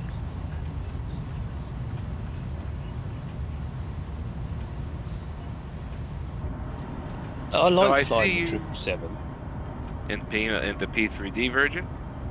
No, I had the He has the captain's sim. It's not a bad plane. You know, it's one to get used to, but I can't wait to actually fly a proper version of it. Funny thing is, because I've used the PMDG version of P3D and I've tried the real thing, even if I want to try to enjoy the captain's sim, I can't. It doesn't offer the same functionality. No, that's what I mean. It's because I was on Xbox at the time, so it was one of the biggest planes we got. Oh, Messi, what a goal! Yeah, it was one of the bigger planes that they give us, you know, to use on the Xbox. But like I said, I can't wait to get my hands on a proper version of it. I don't know when they'll release the MSFS version. I'm assuming maybe summer of next year. I think it's definitely going to take another year, I reckon. Yep. Did Messi just put a Yeah, goal so I said Messi just belted it straight into the bottom corner. Outstanding. So it's 1-0 now, is it? Yeah, it's only 65 minutes gone, but So this will be their redemption game, basically. Oh, it's only one there. He's got hardly any backlift on it as well. But bosh. You're not hearing me crunching peanuts, are you? No, I'm watching. I'm waiting for your throat to swell up. I wonder, is Matt's throat swelling up just looking at me eating peanuts? Leave him alone. He's an EMT, he's got me. Happy pen ready. He's got it primed. So Gadget, on the 310, do you have to synchronize heading with the magenta line, or what do you do? I do. I mean, it's not a magenta line, in fact. It's that little blue marker there. So you have to synchronize the heading knob with it. You don't have to, but I do out of habit. Interesting. So it's not like the 320 where it automatically synchronizes. No. So if you see, now I'm on heading 081. Let me just go to 71. The blue marker has now gone to 71. So I put it to this track, right? Got it. So if I go back out, no, and I move it, I don't think you can compare anything and to there the we go. 320, can you? And now I am back at 81, and that's where it is, 81. Bingo. We've been in the air 2 hours and 44 minutes. I think 320 is a plane for beginners, isn't it? Really. It is. You know, you learn to fly that, learn to master that, then you go on to a real plane. Okay, here's a question, Orca. Yep. You've known us for quite a while now. Okay, you've seen us fly. If we went onto an A320 simulator, or even the real aircraft, for example, do you think that we as flight simmers would have a good deal, a good amount of understanding of what is in the cockpit and where it is and what it does? Oh, definitely. I mean, like, I'd say more than 90% of what's there will be perfectly familiar. The only things which you'll need to get some instruction on getting a handle of are some things which are not simulated in the real aircraft. For example, just to pull one example, in the 777, in the PMDG, they have absolutely no simulation whatsoever of what we call the COM page. And in the COM page, in the actual 777, you have so many options for like logging on to ATC CPDLC, requesting ADIS, sending info to the company, position report, etc., etc. On a more system-wise thing, or airmanship rather, I would say the biggest challenge you would face is the actual technique of landing the aircraft, because whether you're in the full simulator or the real aircraft, the feel and the side picture is different. Sure. So system-wise, you would not have any problem. The only thing you're gonna have to get used to a little bit is the flare technique. Cause takeoff, I'm pretty sure none of you guys will have any problem, even in the real aircraft. The only thing you'd have to get used to is the landing and flare technique, and that's where some challenge is existing, and you'd have to get used to it. But after a few landings of the simulator in any aircraft, you'll get the hang of it. It's not a big deal, but you definitely need some instruction in that regard. Now, and it's also different from aircraft to aircraft, because believe it or not, in the 777, I find the flare to be relatively easier than the 320. Where in the 320, if you don't get it right, it can float a little bit. Where in the 777, it's basically the same, where if you don't get the flare right, it can float a little bit. It's just that in the 777, I find it a little bit easier, because as long as you know just how much to pull the yoke below 30 feet, you generally get the flare right like 90% of the time. Whereas in the 320, you have to be a little bit more careful in the flare, just because it's the nature of the aircraft. It's lighter. It's not a heavy aircraft like the 777, so Right, it's a little right. bit sensitive to the flare. But yeah, like I said, the only real challenge you'll face is just landing technique. Otherwise, you should feel at home. Yeah, that's good to know. Good to know. I was going to say exactly the same words then. No, I'm just wondering, you know. It's good to know that we're almost as good as. So I'm confident that if it ever happens, and the air hostess or the cabin crew run down the aisle, and they start screaming and go, "Can anybody fly this plane?" I'm putting my hand up. I'm putting my hand up. I mean, after all, isn't that what we're all practicing for that one day? Yeah. Right? Gets a job. Yeah. And then when he comes on the radio and says, "Okay, I'm going to talk you through this. This is an A320 Airbus," and I'm going to say, "Dude, chill. I got you." Yeah, I got this, man. All right. You go, what do you mean? Yeah, you go, what do you mean? Are you a pilot? I said, "Dude, I fly Microsoft Flight Sim." Ah, okay. I do 2 flights a night. Exactly. Don't you follow me?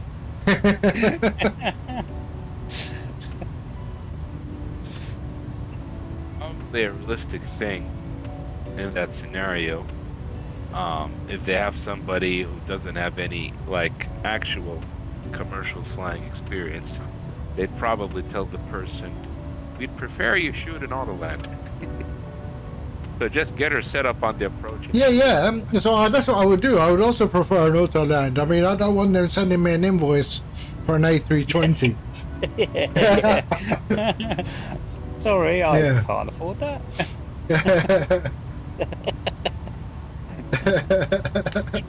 Both the 320 and 777 are perfectly capable of, as long as it's not heavy crosswinds. It'll do it fine every time. I'll be playing that for the rest of my life. Exactly. I'd have to set up a GoFundMe. Yeah. All those passengers that I saved need to contribute.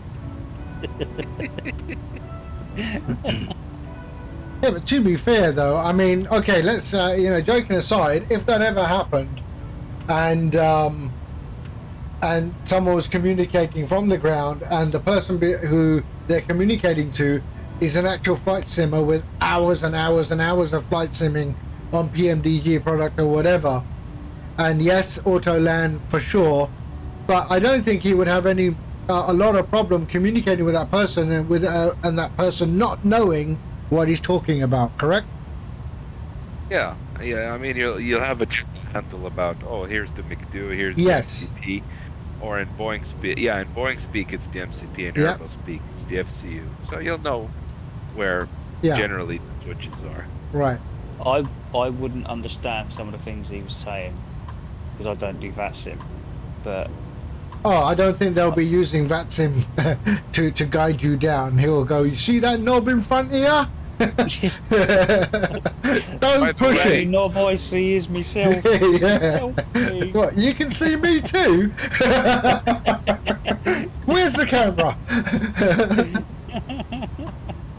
In my experience, it seems to be that in many cases, I felt that real-world ATC is much more laid back than VATSIM. Like sometimes it feels like some VATSIM controllers take it a little bit too seriously, which I understand. They want to keep things as realistic as possible. But I've had in a bunch of countries the experience where I felt the real-world ATC just felt much more laid back. That's just my observation. Okay, we're going back another half hour. I want to see Karachi. Dhaka, I told Gadget this the other night that last time, a few days ago in Dhaka, when I was getting my ATC clearance. So I read back the ATC clearance and, our squawk and everything. And the ground controller I kid you not, he responds to me with just one word. He said, correct. And I told him, okay, our call sign. Correct. Yeah, just that's it. Correct. And I respond to him saying, okay, our call sign. Just to confirm, our readback is correct. And he responds to me with yes, correct. You would not hear that on VATSIM. On VATSIM, there would be, yes, call sign, your readback is correct. But here I am in a real world, international airport, and the guy just responds to me saying, correct. So there's our top of descent. Our top of descent marker is on the screen now. And we're at 117 nautical miles from drop. Bingo. See, our calculation is not that far off. So 284 to destination, 170. Yeah, that's about right. There we go. I just wanted to tell Shaggy that on that same night when we were taxiing out to the runway, so there was an Emirates 777 picking up their clearance for their return back to Dubai. And of course I hear him on the frequency on the same ground. Anyway, when he read back the clearance... There we go, Arctic Turn has subscribed. Whoa, 4 months in a row.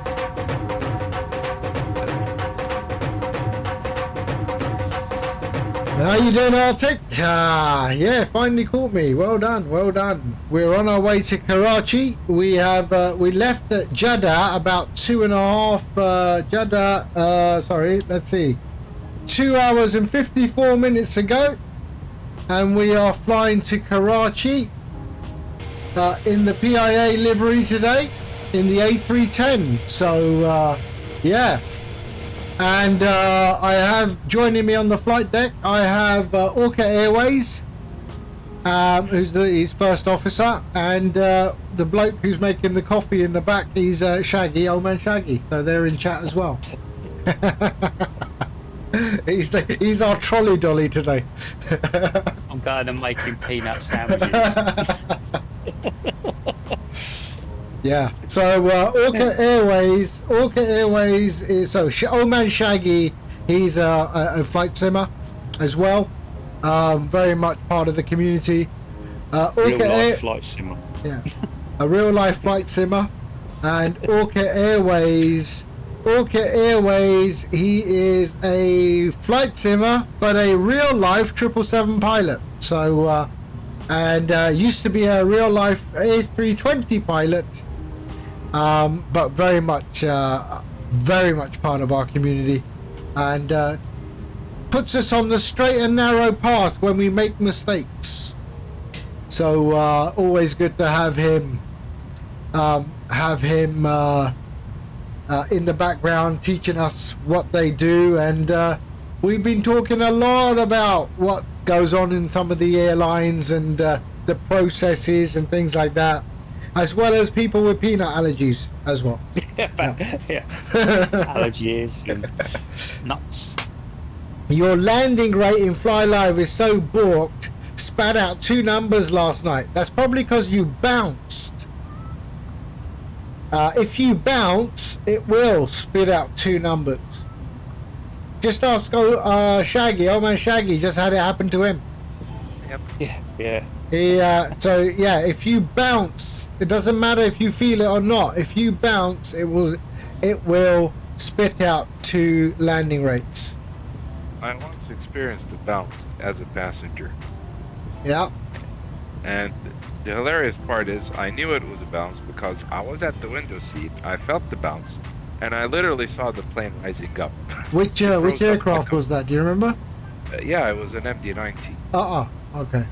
So the funny thing with the MD-90 is it has a couple of good engines, the V2500s, which is basically the same engine on some A320s, the IAE V2500. Yeah, but anyways, the MD-90 is kind of an oddball design because it has 2 fairly powerful engines, but it has these really, really small wings relative to the fuselage. Yes. All the people who flew it basically told me this plane flies by engine power. Lift is almost negligible. So the thing is, whenever they flew it with a crosswind, it's kind of a tricky plane to fly in a crosswind just because of how this aircraft is designed. So long story short, we were landing in Riyadh that day in the afternoon. Yeah. And they did a darn good bounce. So later, as I'm walking out the plane, and I asked the flight deck crew, they just had the flight deck door open. I asked the flight attendant, "Oh, can I ask him a question?" He's like, "Yeah, go ahead." So I tell him, "Hey guys, I'm interested." This was way before I became an actual pilot. So anyways, asking the flight deck crew, "Hey guys, I'm interested in aviation. I just want to ask, why did we bounce?" Yeah. First officer immediately responds and said, "We had to cross." All right, thanks, bye. I didn't want to give him a hard time, but in talking later with people who previously flew the MD-90, they attested to the fact that in crosswinds it was a tricky plane to land and very easy to bounce. Yeah. Because it's just how the aircraft was designed. It doesn't have much lift. So yeah, and it's it has no suspension in the landing gear. It's just very weird to fly. yeah. How old were you then? I was approximately maybe 22 or 23 Oh, right. at the time.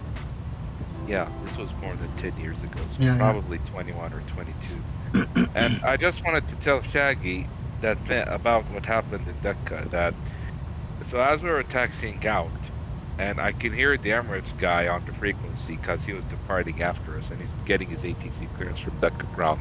And the funny thing is, this goes to show you the benefit of experience. So when he read back his ATC clearance and the Decca ground controller told him, "Correct," the Emirates guy responded with, "Thank you." So there's the benefit of experience. He knows he operates that Yeah. way, so it's like, okay, whatever, thanks. That's But it. you didn't tell Shaggy about what crossed the taxiway, did you? Yeah, Shaggy. A few seconds later, a dog crossed the taxiway in front of us. And the guy in the left seat, he tells me, "Yeah, this is normal in Decca. Don't be surprised." Yeah. So they could have ended up with a dog strike. Yeah. Yeah.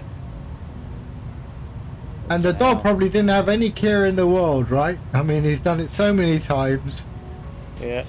He was crossing from one side to the other very slowly. Incredible. Where I work, they've it's right next to a train track, and we get the foxes just walking across the train track. Yeah, Don't yeah. care. They don't care. Just they don't care. They just bimble across the train tracks. But they learn, you know. I've seen cats, okay, on busy roads. They come to the curb, they sit, they look left, they look right, and they wait for that gap, and then they just walk through. They know the green cross code. I'm telling you. All right. Yeah, They learn. My cat didn't. Yeah, your cat. Yeah, I know that. Yeah, but they Because it do. was They fast learn. car. They learn by watching other cats not make it, I guess. I mean, I don't know. Yeah. Some cats, Frogger. they don't exactly Frogger. Some cats, they don't calculate it correctly, and they end up spending all their 9 lives. Yeah. Yeah. Yeah, exactly. And My then, cat didn't stand a chance. It was chased out into the road. ouch. By another cat or what? By another cat. Yeah. Yeah. Poor little thing. Okay, so we are approaching. Oh, we've got about 100 nautical miles to top a drop, which means, let's see, progress 100 nautical miles. Yeah, 120. So that's good. 217, 216 to the destination. I'm saying maybe 94. Yeah, it's about 120. That's good. Yeah, like that's something even in the 777 or heck, even in the 320 we used to do this. Sometimes we begin our descent slightly before the actual top of descent, and this way we make sure the plane gets to decelerate a little bit. It kind of helps. It's not necessary, but it kind of helps. Yeah, I tend to do that in the sim anyway. I tend to drop about sort of. I do about three nautical miles. Yeah, between 3 and 5 miles beforehand. Yeah, I do about 3 nautical miles beforehand. Because I mean, the amount of times I've dropped on the actual top of the drop, and it's saying to me more drag, and it's like, well, you should be dropping normally. Why are you not dropping correctly? And then you start getting down to the ground, and you're like, hang on a minute, this is a really steep descent now because Yep. you're not doing what I've asked you to do. I mean, it happened to me the other day when I was flying with one of my mates, and I had to just bail out because I was dropping at like 4,500. You know what I mean? I Yeah. was thinking I should not be dropping at this speed. So we're still over the Gulf of Oman at the moment. So we are approaching the coast. Oops, that's not the one. There we go. That's the one. We are approaching the coast of Pakistan, and that is our approach into Karachi. So we are going to... Wow, I haven't heard of any... Okay, Karangi Creek. There's Karangi Creek. That's the Defence Housing Authority. We got a house there. And, hey? I know Shaggy's going to say something, but yeah, we've got a couple of houses there. Oh, yeah, And, property mogul. yeah, so that is the cantonment, if you like, the cantonment area, the army area. So we're going to go over Bin Qasim town, and over Malia cantonment into runway 25 left. And there we go. I used to work at this airport in real life. I did the telecoms for this airport, by the way, Orca. Before it opened, I did all the telecoms. I was in charge. I was the so it was Motorola at the time. You remember that company, Motorola? I used to work for them. Yep. And Motorola got the contract to do all of the communications for the airport. So I did that. And you know what? The sad part is, it's probably still the same telecom setup. You know, it's Pakistan. I'm sure it's still got my signature on there somewhere. So funny. Just the resources they have. And I used to dare my staff. We would run down the jetways because there was no aircraft. Oh, what a goal! Oh, is that really? I thought. Oh, another one just what now? A goal! Is that by was a Mexico or Argentina? No, Argentina. Yeah. Just now? I don't know what his name. Number 24. I don't know who he was. He absolutely just bent it round the keeper. That was Just now? such a nice goal. Yeah. Nice. It was just an absolute peach. Matt, Just came in on his right foot. Matt goes, "What a nasty goal!" And I thought he was talking about my career goals, and then you came up and said, "Oh, what a goal!" And I thought, "Wow, seriously, enough, no more peanut jokes." Fernandez, whoever that is. Yeah, it had to be a Fernandez or Ferrero. It was an absolute beautiful goal. I'm sad for the You just let him come inside and he's bang. Oh. I gotta watch. Even in Mexico, the football is, very a bunch of big things. It's such a. I mean, you know me. I'd hate to be a Mexican player right now because they typically then they get shot in Mexico.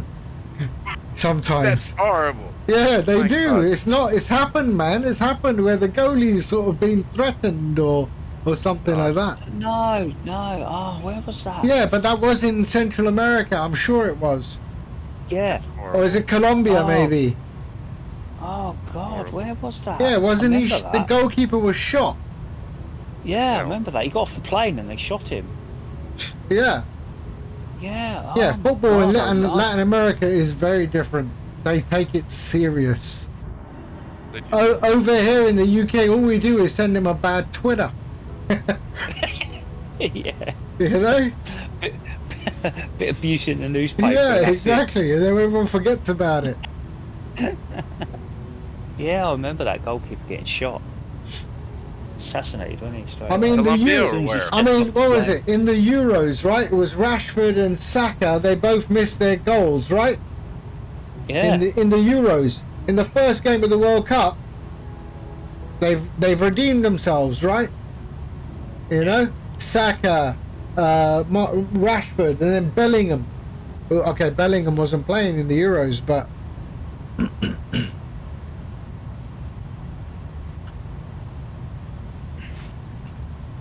what's that? Sick Ryanair social media on them. Oh, right. Okay, let's reduce this range on the thingy there. So we've got about 50, maybe 60 nautical miles. I would say 60 nautical miles, 55. What's the QNH in Karachi? Q&A in Karachi. Check the weather. Yep, Q&A in Karachi is 1011. I have that in little nav map, and I can pull in the chat as well. OPKC, and that's the meta. 60 at 5 knots, 19 on the ground, 1011. Let me just open up my meta decoder. Well, without the Maynard decoder, do you know what FU means? I'm just looking for it. I forgot. There you go. FU. 1994. I know what FU means in English abbreviation, but It's a very, very uncouth. smoke, smog. Now, the way I remember it, if I'm not mistaken, fumar means smoke in Spanish, right? Fumar, yeah, fume. Yeah, so that's how I remember it. Fume, Smoke. Yeah. Here you go. This goalkeeper, his name was Andres Escobar. And Yeah. he was murdered. He was executed by the drug cartel after reportedly as retaliation for having scored an own goal. Own goal, which that's right. contributed Yeah. to the team's elimination from the tournament, and that was in the 1994 World And that Cup. was Colombia, was it? Colombia, yeah. Yeah. Was he any relation to another Escobar? My God. Pablo. Yeah. Wow, it's getting dark quick, isn't it? Actually, it's just come up. Are Pablo Escobar and Andres Escobar related? Oh, really? No Okay, relation. let's go back 20 minutes. There we go. I want to see Karachi.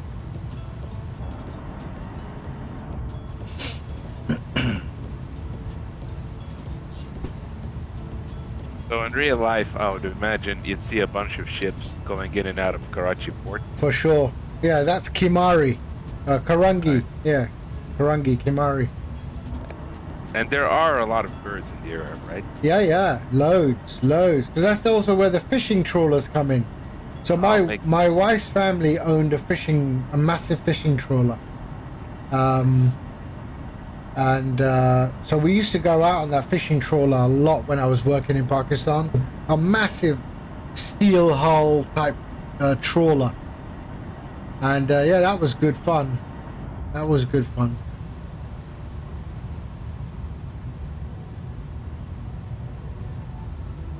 If I'm not mistaken, one of the fish that's caught off the coast of Karachi are Spanish mackerel, if I'm not mistaken. I think so. No idea. I know it's a lot of hamur.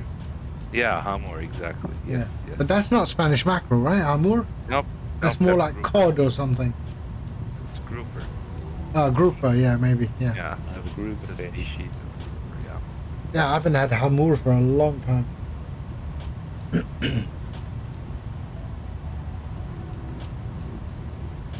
Oh man, I mean, the food in that part of the world is just, it is great. I've had homemade Bahari kebab. Bihari kebab, yeah. That's just something else, man. Yeah. Honestly, when it's homemade, it's just something I told else. you this place in Sharjah, right? Yeah. Next time you're there, Al Fadil restaurant in Sharjah. I mean, write it down. If you ever in a layover there, it's, you know, just leave Dubai Airport Terminal 2 side and head down towards Sharjah. And Al Fadil restaurant, go in there. Lucknow kebab, it's incredible. It's an institution. In Sharjah. It's a landmark. It's a landmark. Ask any taxi driver. Al Fadil restaurant, Sharjah, Lucknow kebab. They will know, without a doubt, because that is all you see outside there is taxis. Nice. It's that kind of food. Yeah, it would never that restaurant would never survive if the food was no good. Okay, let's set. Pakistani restaurant, right? A what? It primarily serves Pakistani cuisine, right? Well, it serves Lucknow cuisine, which is very similar. Ah, okay. Yeah, okay. Lucknow is very similar. It's a big Muslim community in Lucknow, so the food is very similar to what you would find in Pakistan, for example, or the northern Pakistan. Very nice. Yeah. Okay, we're going to drop down to 2000. That is where we need to be at the Maltese Cross. There we are, 2,000 feet. And let me see, what gate are we going to come into? Let's go to gate. We will come into gate 24. 24 or gate 15? Gate 15 actually.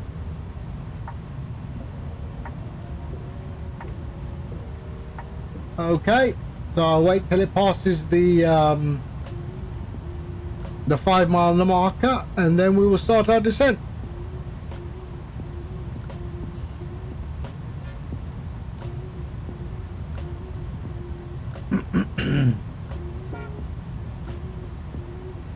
And let's adjust our heading. There we go, synchronize the heading. 5 mile marker.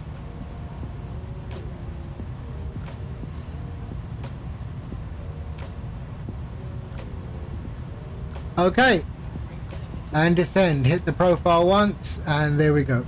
Starting our descent. And there we are. We have started our descent, and we have our vertical deviation there. We are slightly below the descent profile, but that's fine. We will catch up.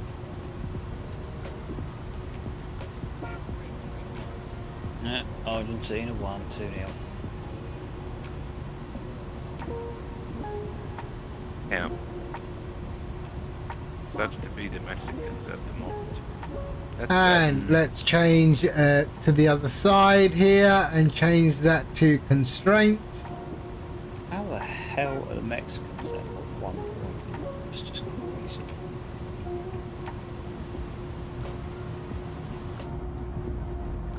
And we should have so this is here is Kimari, but we have this area here which is known as the Makran Coast. So this is the Makran Coast, and I don't know if Orca is familiar with the Makran people. No, I'm not. So the Makran Coast consists of so that's where Gwadar is on the Makran Coast. But this is the African population of Pakistan. Interesting. Yeah, so a lot of them are in Oman, and quite a big population on the Makran Coast, just outside Karachi. They reside and they have their own community out here. So African migrants? They are African from hundreds of years ago, because of the slave trade apparently. And they're now Pakistani. They are Pakistanis, yes. They are Pakistanis. They are more like Zanzibar, Tanzania. Exactly. Yeah, but they speak their own. They speak Swahili, they speak Urdu, and they speak English. What's the area called again? Makran. Okay. Interesting. And Gwadar is in their district. Gwadar Airport in Balochistan. Yeah.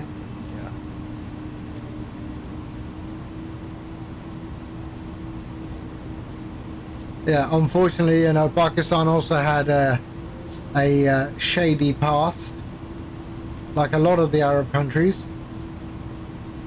But I'm also happy to say that the first person that ever gave a call to prayer in the Islamic religion was Hazrat Bilal, peace be upon him, who was an African. Yes. Bilal ibn Rabah.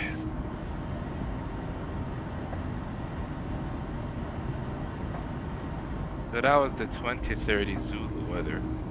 Sorry? I doubt we have. I just want to see if there's any new weather for Karachi. No, I don't think so. Tomorrow. 2030. Yeah, same. Same, yeah. Japan beat Costa Rica. Japan, Costa Rica. When is that? Tomorrow. Yeah, tomorrow. If Japan beat Costa Rica, They're top of their table. yep. And then the other game is Spain against Germany. So if Spain beat them, Germany are out. Yeah, this it's gone a bit mental. Would Costa Rica be kicked out because they already lost to Spain? They've already lost the game, haven't they? Yeah, so but they got to beat Japan. they've got to beat. Yeah. They've got Their to only beat chance Japan. is to stay is to beat Japan. They got beat 7-0 versus Spain. That's Okay, Yeah, where are we? We are at 23,000 feet. Our descent profile is very good. We are bang on target. And it looks spectacular. Look at it. What a beautiful livery. I love it. I love this livery. And I'm not saying it because of obvious reasons. I just think it is a lovely livery. I've just downloaded a nice Thailand one. Yeah, the Thailand Retro is also really nice. Oh, this one's just got like mad paintings all down the side of it. It's awesome. Huh? Got it off of Flight Sim. Flightsim.to. Yeah. Is that Bangkok Airways or is that Thai Airways? Hi. Oh, okay, hold on. Mrs. Gadget has just turned up. 1 second. Hold on.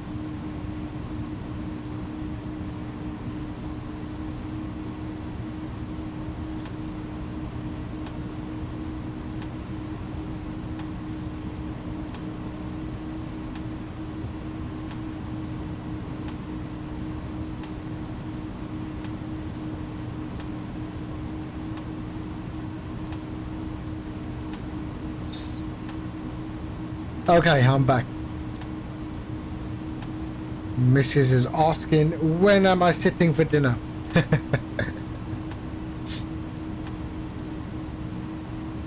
We are having nihari today. Very nice.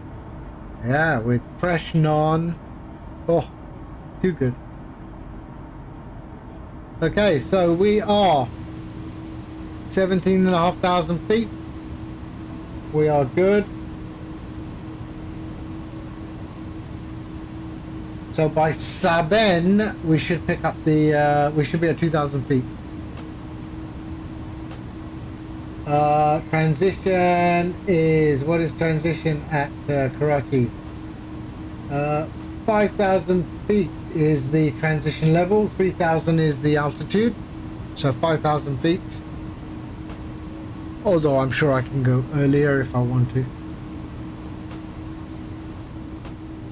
The sound in the cockpit is also so nice.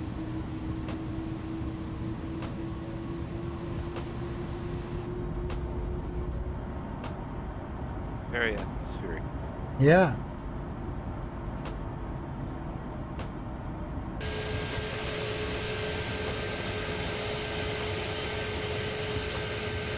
You know, it would be challenging now that I think about it, but it would be a good challenge, I have to say, is one of us tried to fly the 747-200 that was made for X-Plane. It's a pay-aware aircraft, but basically simulates, like, if I'm not mistaken, most or almost all of the major systems in the 747-200, including the flight engineer panel. Now, that would be a handful. Are you able to do like your controls in the in X-Plane, a shared cockpit? I don't know for that particular plane, Ah. but if you can, yeah, that would be an awesome exercise. Really Actually, it'd be interesting to revisit your controls, eh? I mean, I've heard that they're working on it again for Microsoft Flight Sim. It had some problems, but I'm sure that I tried it a year ago, so it'd be interesting to see if they have spent any more time on it. Or shared controls? Yeah, I did shared controls with Tankan. You remember Tankan? Yep. Yeah, we did in the Cessna 1414 and in the fly-by-wire we did your control flights, shared cockpit. Okay, let's have a look. Where are we? 11,000 feet. That's good. And we're coming into the Defense Housing Authority over there. So I got a house down there. Oh, sorry. Nice. When I say me, I mean the family, not me.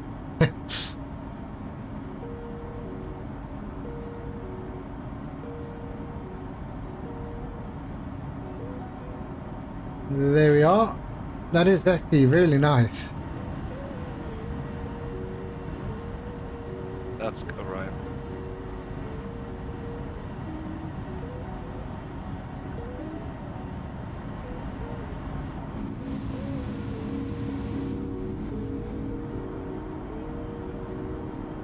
So we're 10,500 feet. Landing lights could go on. Landing lights on. Runway lights can go on. Yes? Yep. And seatbelts and signs. There we go. And everything else is okay for now.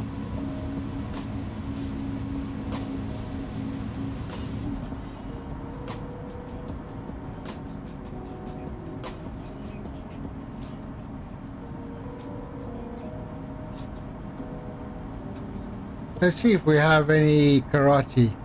Oh, there we have. Center. Emirates 124, contact 123.1, bye-bye. 123.1. You mean on that sim or what? No, on this FS chatter. Oh, okay.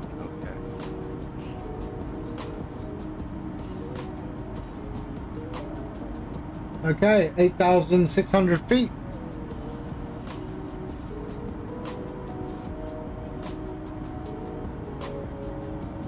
Oh my god. Battery 862, Victor radar contact. What's up? Level 410. Yeah. You can, I'm just looking at an application and you can actually operate Spotify from the cockpit. Oh, Let's see. What is that for MSFS?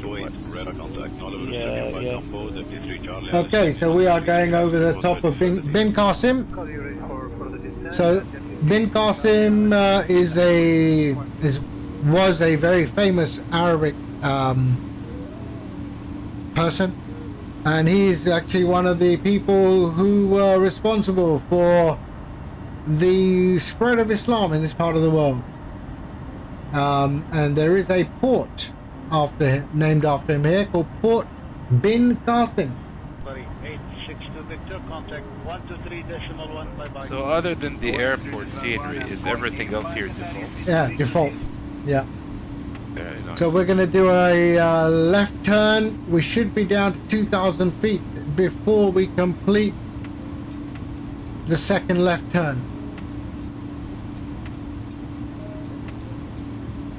Just before turning final, we should be at 2,000 feet. I'm going to put the landing system on now. There we go. And there we go. Landing system is on. And we get the... once we do that, we get the localizer marker come up. We are 10 nautical miles as the crow flies to the airport. There is the glide slope marker. So we are good at the moment. Let's arm our spoilers. And we need more drag. Okay, so let's get a bit more drag. Here we go. There we are. Spoilers are up. Look at that detail under the spoilers, eh? It's so nice. Easy. More drag, okay.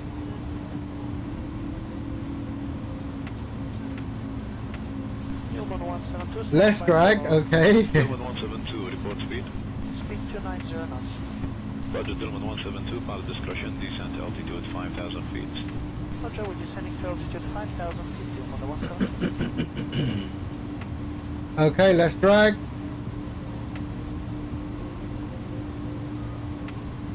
No, really? 06, contact 132, decimal 12. I should be in the approach phase at the moment. Let's go. Mode, takeoff, approach. Mode.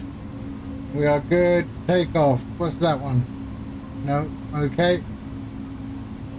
Landing config.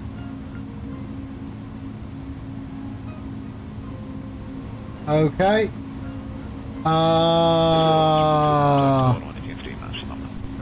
Land.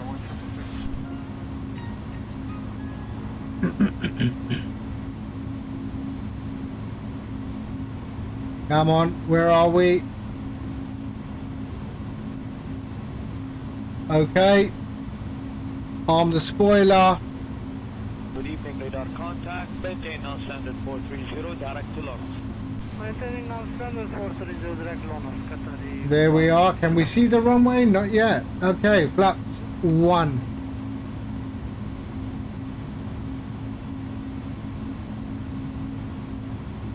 The local QNH? Oh shit, yeah. Oh dear, so many things. See, it doesn't tell you. 10, what was it? 1011. So it's okay, we're good. Benefit of having a 2-pilot cockpit.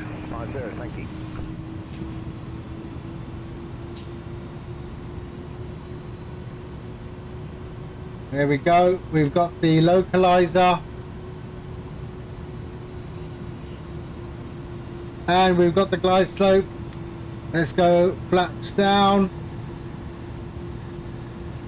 Landing gear coming down. And I don't see. Oh, there's the runway. Got smoke. There we have smoke. Look at that. And we're going 24 left. Yeah, they weren't kidding about the smog.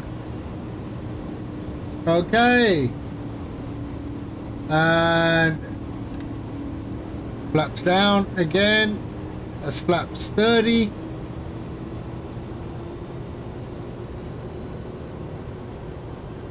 And flaps full.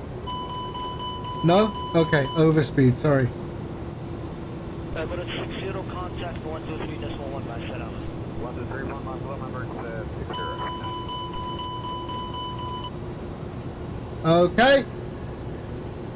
Just use some speed brakes. Yeah, it really does look like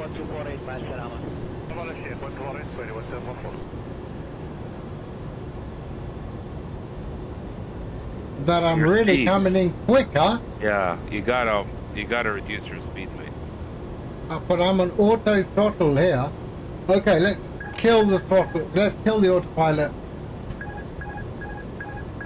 Okay, let me just do this. Wow. Why? Why did the speed? This is gonna be a bouncer. No, I got it. I got this, man. I got this.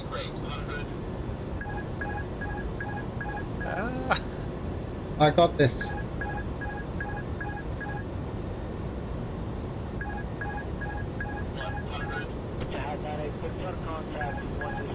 You may need to cut the throttle a little earlier at 40 feet with this speed.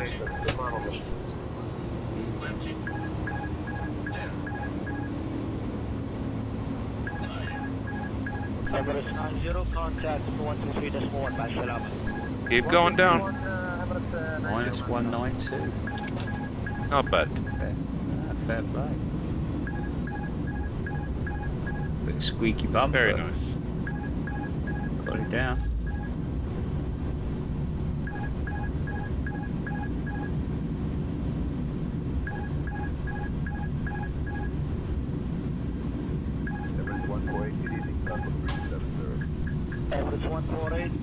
radar contact, maintain flight. There we go. Out of reverse. Wait a second. Where's my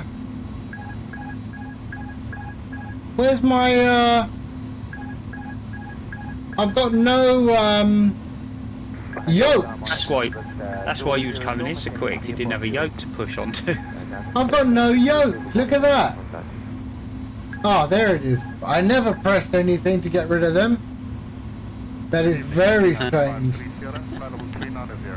Okay. Let's go. That was actually a bad landing, and I don't know why. It wasn't bad. It was, because it didn't go to the way I wanted it to happen. Yeah, Why didn't I get the speed down? Still under 200. Still, but why didn't I get the speed down? It should have. The speed should have dropped. I don't know. I find You it should have selected it slower. I didn't do anything. I mean, you know why? I know why, and I forgot. Why? Because I have to do speed intervention. I was going to say, look at your speed. It says Yeah. 187. I forgot to do speed intervention. I forgot. This aircraft, you have to do speed intervention.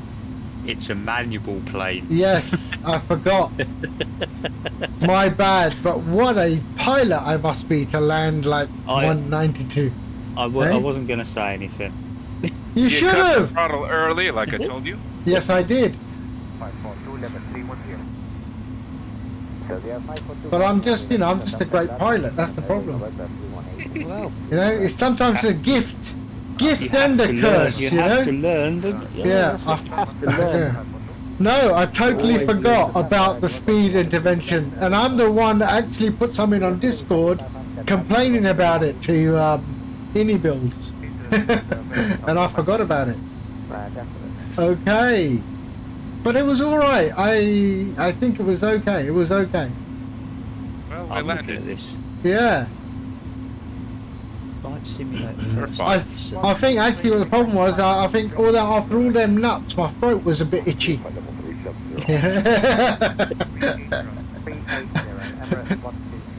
Okay, let's put taxi Just ignore light. him, Matt. Just Lights ignore off. him. Oh, is Don't Matt? rise to it. Is Matt still here? Oh, okay, didn't realise. Don't rise to it, Matt. Don't do it. Okay, let's just check. Do I have DSX profile for this airport? I think I do. Okay, gate.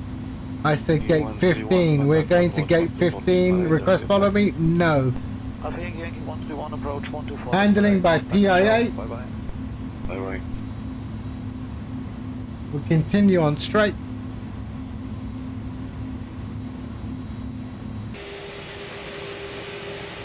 Oh, look at that beautiful, beautiful aircraft.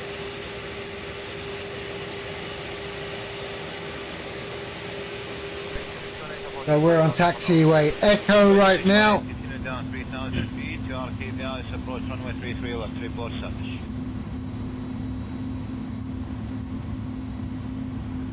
But that's okay, we did alright. We landed. Actually, we landed like a PIA pilot, like a boss.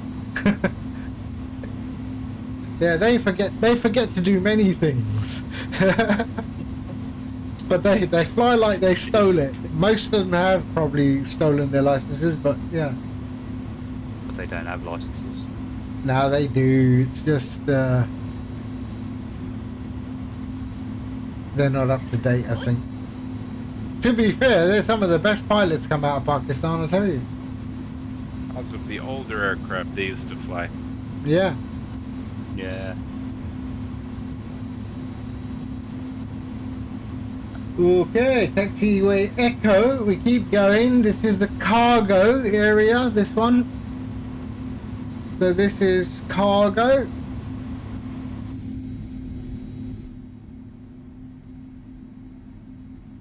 Oops, my spoilers are up. There we go. Retracted.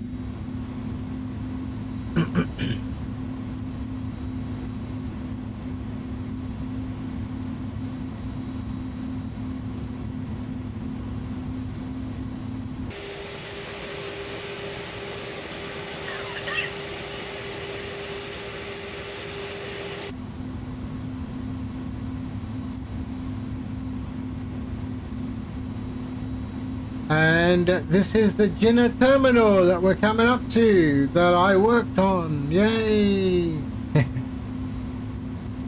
And we're playing chicken with a little Toyota Hilux SUV. There we go. Ooh. You lose. Okay, Ouch. we are now turning Crunch. right.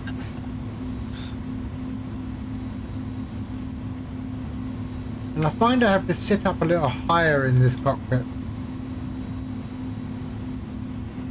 There we are, and we're going to gate number 15, which is a heavy gate.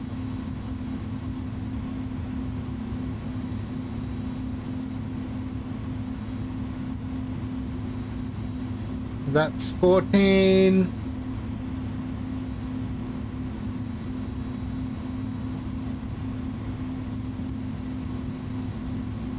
And that is 15.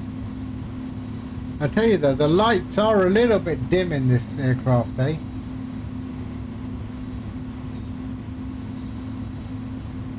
I can't see nothing. I've got to there. That's much better. Now I can see.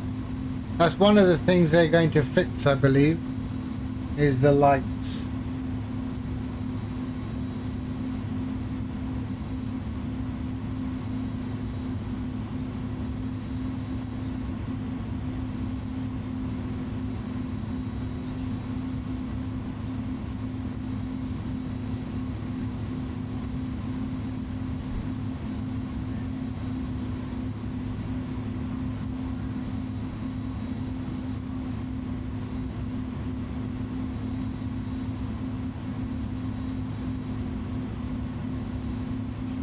Let's blind her.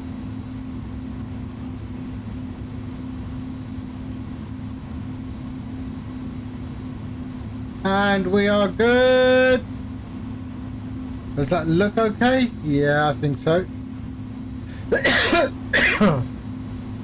Okay. Let's cut the engines. Oh, I forgot the APU, so that's fine. We'll just put the GPU.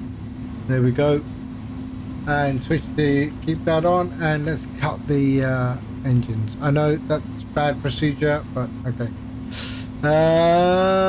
Okay, let's switch off engine, and there we go. You need to set parking brakes to request Parking brake services. is done.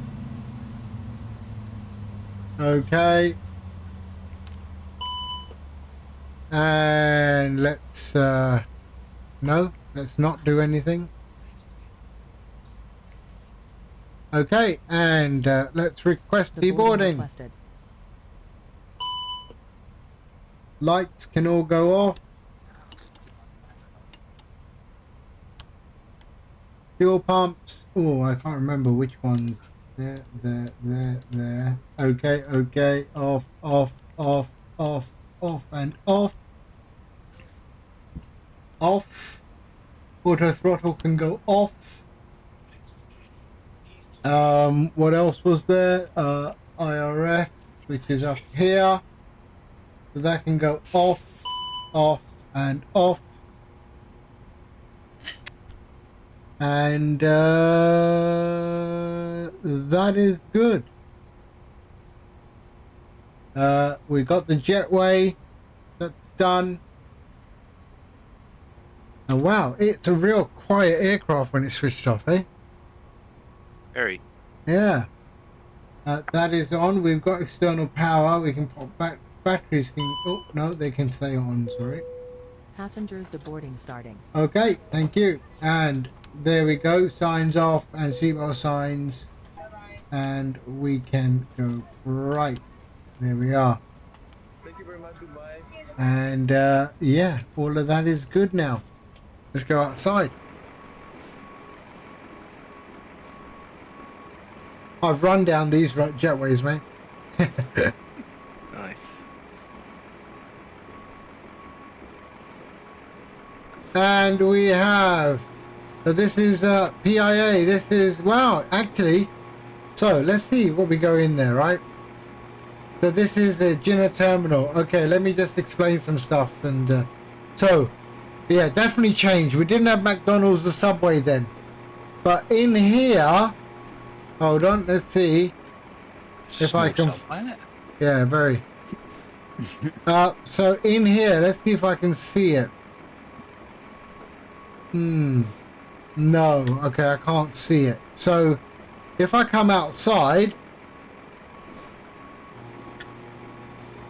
and look down, so that dome, okay, that dome you can see there.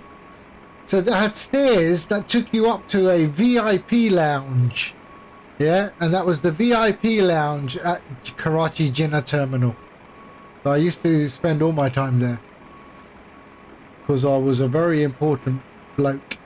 VIB. I was a VIB. Okay.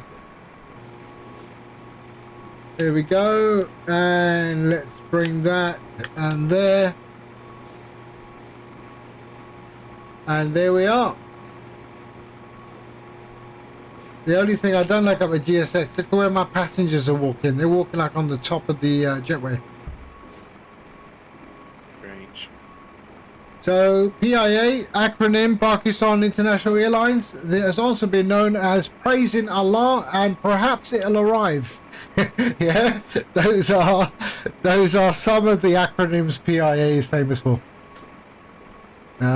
Perhaps It Will Arrive was the most common. Okay, that's it. Before my wife starts banging the door and saying we're not having the late dinner we had yesterday. All right. Thank you. Welcome to Karachi. Thank you, everybody. I hope that was okay. I think I botched the landing. Shaggy unfortunately fell asleep at the helm and didn't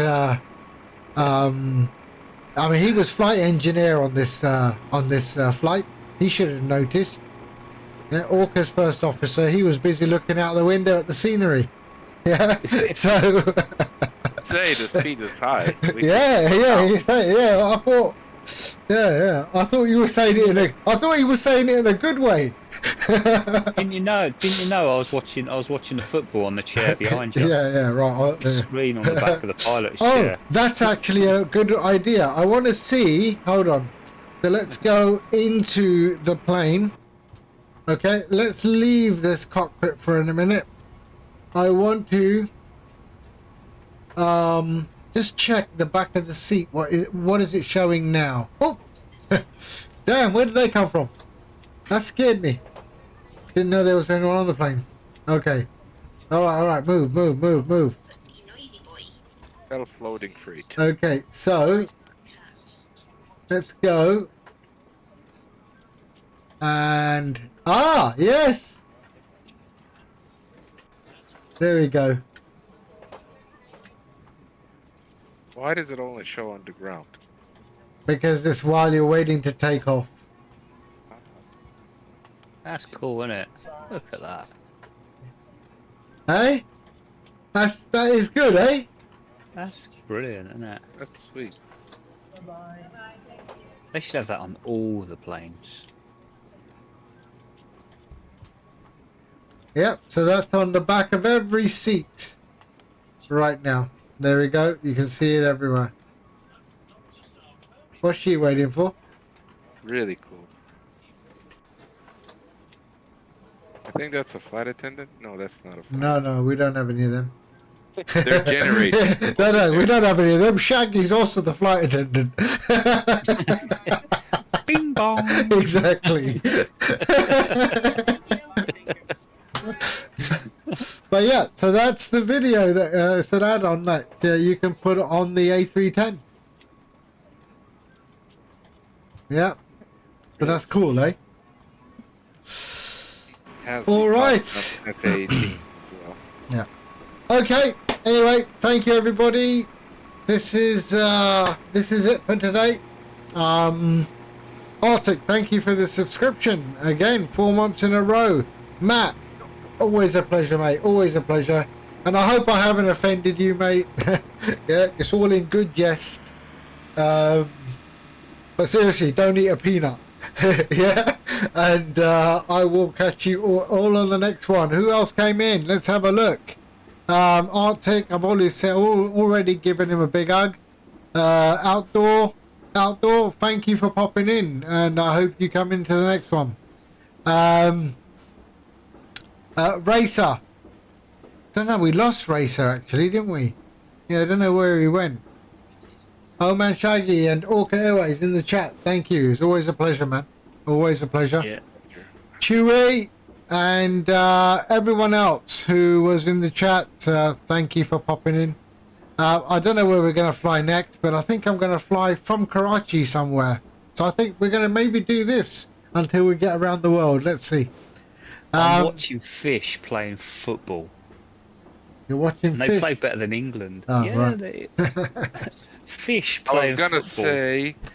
I was gonna say Karachi to Delhi, but then I remembered, yeah, that's not real. PIA doesn't fly to Delhi. Which is strange, but then again, that's a whole topic. Yeah. So let's do PIA Karachi to Dhaka maybe. I did not see any Pakistani aircraft at Dhaka. No, but I'm sure they fly. I mean, I didn't see any. okay, so where shall we go then? Pakistan to Bangkok? We've done that already. Well, we did Bangkok to Pakistan to Islamabad, right? But we can always do Bangkok. Karachi to Bangkok. Karachi, Bangkok is 4 hours? 5 hours? Yeah. Yeah, Bangkok or Kuala Lumpur. One of them. Let's do KL, yeah. Okay, next one. Be a decent scenery for it. Yeah, we'll do KL, but we will fly Malaysian airline, the old livery Malaysian airline, in the A310. Malaysia airline, Karachi to KL. All right. In the meantime, thank you everybody, and I will catch you all on the next one. You all take it easy and stay safe. Just See a you, quick Matt. thing, that's it. Yeah. If I wanted to catch you later via chat or whatever, should I send you a message on Discord? Do you check that once in a while? Yeah. Do that. All right. Because All if right. I'm gonna just send a message or whatever, I might send it on the DM on Discord. Okay? Yeah, that's fine. I'm always on that, so I'm always checking that. All right. All thank right. you so much, brother, and thank you for a beautiful. Oh, stream. thank you. Shukran, Habibi. Yeah, and Shaggy. Always. Thank you, man. Thanks, Shaggy, for being It's here. always good to have you both on. It always keeps, yeah, we end up sort of talking about all kinds of shit. So, yeah. Always a pleasure. Habibi. Always, man. Okay. You take care, Shaggy. All right, Catch Orca. everyone later. Orca, ma salama. Ma'as-salam, Habibi. Ma'as-salam. You all have a great night, guys. Yalla. Okay, everyone, Yeah. take care, stay Catch safe, everyone peace later. be. Yep, everyone, stay safe, peace be with you all, and I'll catch you on the next You one. want to deboard crew. Yeah, go on then. Bye-bye. Crew Bye-bye, deboarding guys. starting. Good night. Bye-bye.